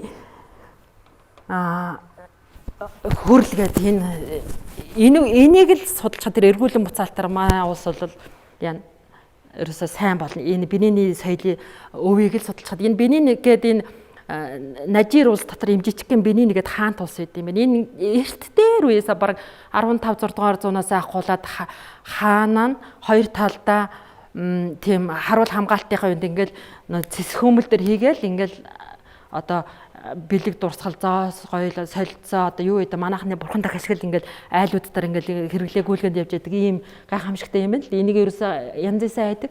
Тэгэл энэ колоничлол янгууд нэг цагаан арстангууд ч нөгөөдгөө чи хамаал бөөнөр нь авчраад одоо энэ одоо бидний гайхшраад байгаа том музейнүүд чи ирсэн. Бритиш музей, Берлийн үндэсний музей, Лувр эднэр тэр ирсэн. Одоо энийг буцааж авах зарим нь бол буцааж өгчих. Буцааж өгдөг. Одоо Берлин бол энийг энэ Берлинийх байна уу? Одоо энэ 10 сарын 25 26-нд энэ бининий хөрлийг яах вэ гэд. Энэ бол яа харахгүй тийм хуураад ягаад ирчихсэн ийм юу байгаа. Энэ эргүүлэн буцаалт манайд бол эргүүлэн буцаалтын асуудал Монголд бол ерөөсөө хөндөгдөөгүй. Нөгөө улс төр их өндөр хаснаа нөгөө юу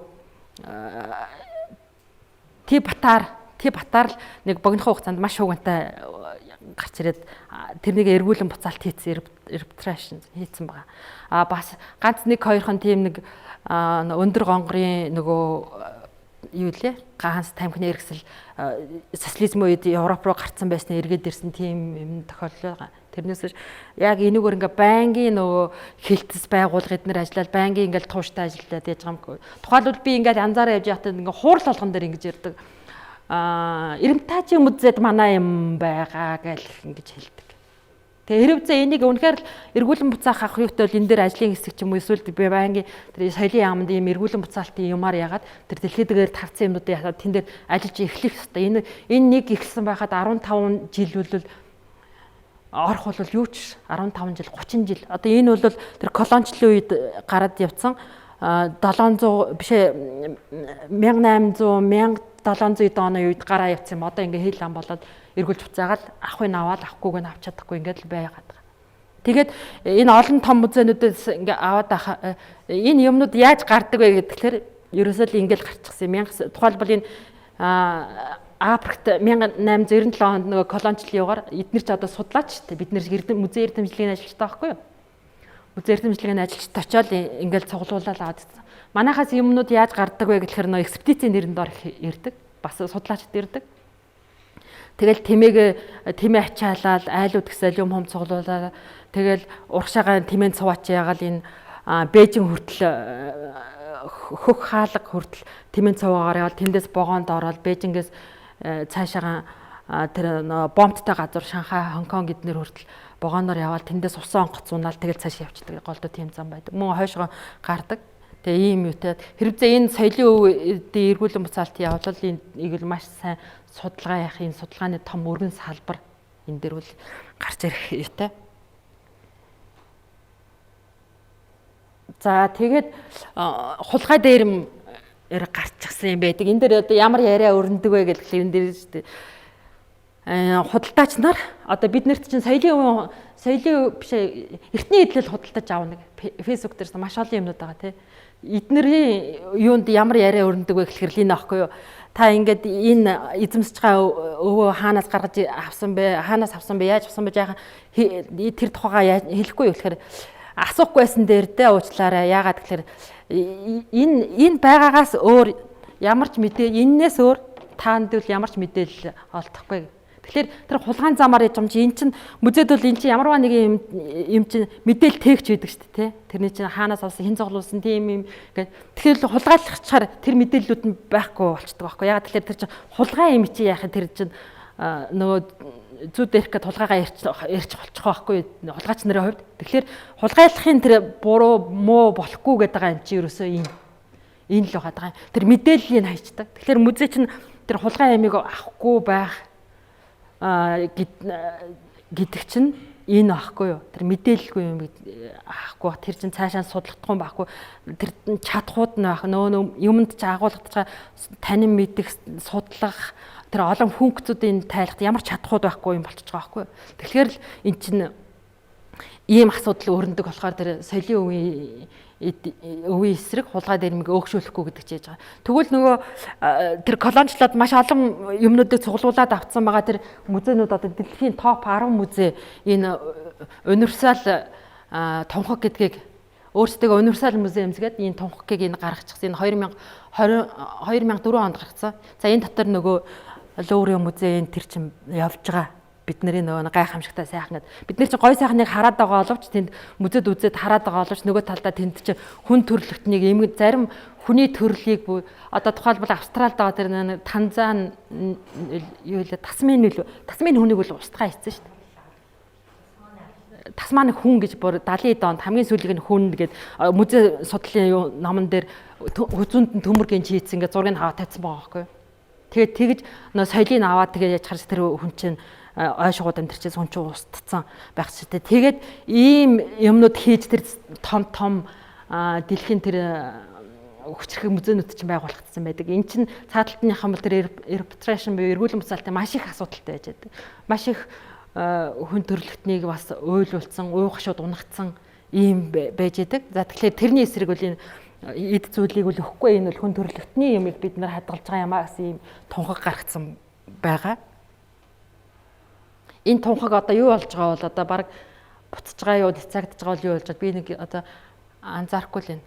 За тэгвэл музейчин чинь дандаа нөгөө үнэн хэлдэг шинжлэх ухаан чах мундаг эрдэмтэд гэж хүмүүст ойлгохын зэрэгцээ Монголд миний олж харснаар бол бас сэтэл төрүүлээд идэг. Сэтэл төрүүлээд идэг. Ямар сэтэл төрүүлдэг вэ гэхээр тийм тонуулын сэтэл төрүүлдэг. Бид нар өөрсдөө ч мэдэхгүйгээр хулгайн сэтэл төрүүлдэг. Тухайлбал музейн археологчид одоо ч гайгүй болсон юм шиг байлээ. Би нэг ирээд нэг шүүмж чөлөө хэлээд гайгүй болсон юм шиг лээ. Музейн чинь тэр үед нөгөө археологчд чинь нөгөө дөрөмт хуцсан мөцийн тэр гэж байгаа хгүй. Тэгэл өстой нэг тэр орчин үеийн хамгийн сүүлийн зэвсэг техник технологиг ахсаад хөдөө очиод археологоо малтдаг байхгүй. Тэгээ тэр нөгөө нутгийн иргэдэд нөгөө хөөх эднэр тим жип унтсан байна, тим зураг аппарат барьсан байна, тим гой күртэг улааногоонтой күртэг өмссөн байна, Nike юм байна, Adidas юм гэсэн. Эднэр ингээ ухаад ахаар ийм болчтой юм гэсэн нөгөө сэтэл төрүүлээд нөгөө хулгай хийх сэтэл тонол буш тонох сэтлийг нэлээ өдөөсөн байдаг. Тэгэхээр тэн дээр л нөгөө ёс зүйн код хэрэгтэй байхгүй юу? Хувцсны код. Усны код ч юм эсвэл тэр дараахан бид нутгийн соёлыг судлах тэр уул усыг газар гуйх соёл эднэр биднэрт тутцсан байгаа байхгүй юу? Тэгээд байгаа. Тэгвэл энэ Булганы Бүрэг хангаа музей дээр болсон бидний тэнд нэг Бүрэг хангаа музей байгуулна гэдээ яваад энэ судалгааг хийгээд явж яхад ингээ нөө бид юу судалгааны багийнхаа нэг жилд 2-3 удаа очиод ингээ ятсан чинь энэ манай суманд энэ музейхэн энэ хүмүүс ирээд энэ нэг чухал юмтай л юм байна гингүүт хулгайгээд аваа явцсан. Тэгээ эднэр тэр музей байгуулахаас ерөөсөө нэг сарын өмнө алдцсан. Тэгэхээр бас энийг бодолцох хэрэгтэй. Та нар бас бидний алдаан дээрээс энийг бас бодох хэрэгтэй. Ийм юм нийгэм тарахад төрүүлээд идэв юма гэдгийг. За тэгээд ерөөсөө энэ дээрэмдээ давцсан юмнууд бол дайн, тонуул ийм юмнууд авсан байдаг. Тэгээ эднэрийг нь урлагийн өмтөө соёлын хөрөнгө гарал үүс хүмүүст хамгаалах мэдээлэл унгаад байдаг. ийм байгаа. За музей ёс зүйн дүрм бумагчгийн хуучин дүрм явж байна. Одоо шинжлэгдэж байна. За энэ дээрээс л болж бид нар бол ерөнхий юм бол энэ дээрээ тэгтээ бүх харилцааны соёлын өвтө харилцах, үзэсгэлэн дэглэх, хадгалах, хамгаалах гэл гарч ирэн. Тухайлбал одоо бид нар бүсийг музей дотор хадгалахтаа яаж тавих уу, яаж хандах уу, бурхан тахлыг яаж тавих уу, яаж хандах уу гэдэг нь бид нар л хийхээс биш энэ ёс зүйн дүрмээс л олж харахгүй л гэсэн үг. За тухайлбал дотоодд энэ эргүүлэн буцаалттай юм холбоотой шашин шүтлэгт одоо хүндэтгэлтэй хандсан энэ төрлийн шийдвэр байна. За энэ Эрдэнэ зуун хийдийг одоо музей рүү шилжүүлээд тэгээд 97 онд одоо нийгэм олноороо энэ музей бид нар бол энэ бол музей биш маа бидний шашин шүтлэгийн газар юм аа гэдгээд тэгээд Монгол улсын ерөнхийлөгчийн шийдвэрээр зарим хэсгүүдийг л шашин шүтлэгтний эргүүлж өгсөн. За энэ бол Монгол улсад яаргүй дилемма. Одоо бол сүм хийдэд ажиллаж байгаа боловч лам хийд боловч үгүй энэ тонол бүр хэрэгс хэтэрлээ хулгай дээр мэтэрлээ энийг соёлын өвгөө тэр хадгалалттай хамгаалттай газар нүгий гэсэн тийм юу байдгийм лээ. Тэгэхээр бид нар яг үнэнгээсээ шүтэлэг байна уу эсвэл тэнд эд хөрөнгө болгож хар шүтэж гэнэ гэдгээ бас тийм тунгаах юм гарч ирж байгаа. За энэ бол тэр эргүүлэн буцааж байгаа. Тэгвэл шилжүүлсгөө гэдэг чинь дотооддоо. За энэ кодын нөгөө дата сангууд бол ийм холноороо маш ихээр байж идэг.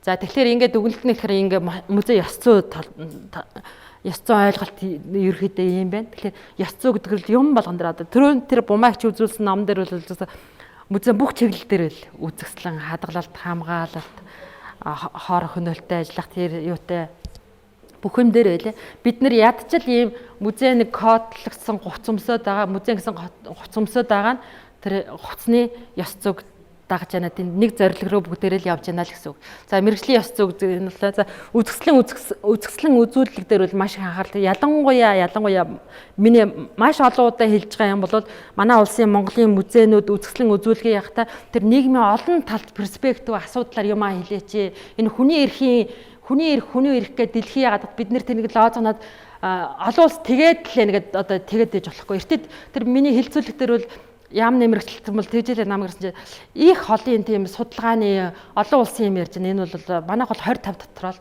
болохгүй шүү дээ бид нар адилхан хүмүүс байгаа. Биднэр дотор хүүхдүүд байгаа. Бидний хүүхдүүд чинь хэлэмж чаа эднэр яагаад музей дуурахгүй байна? Та музей биднэр дуурахгүй байгаараа бид нар мэдлэг чадваргүй нийгэмд хүртээмж хүний эрхийн талаар ярихгүй болчиход байгаа байхгүй юу? Ёс зүйгүй байгаад байгаа байхгүй бид нар. Тэгэж байгаа. За хадгалалт хамгаалалттай нэг төмөнж яваа асуудал байгаа. Энэ хадгалалт хамгаалалт юм болгон дээр за эргүүлэн за хууль зүйн үнэтэй. За энэ дээрээс энэ одоо төрийн эрх зүй харилцааны ёс зүй тэр олон улстайгаа ёс зүйн код одоо сая миний энэ амьдралаар нь ярьж байгаа энэ дээрээс яагаад бидний ёс зүйн код юу ах вэ гэдэг та нар одоо толгойд нь бодоод Монгол соёлд бид нар яах вэ? Ёс зүйн код гэж юу ах вэ гэдгээ бас бодох хэрэгтэй. За анхаарал тавьж сонсон дэх баярлалаа. За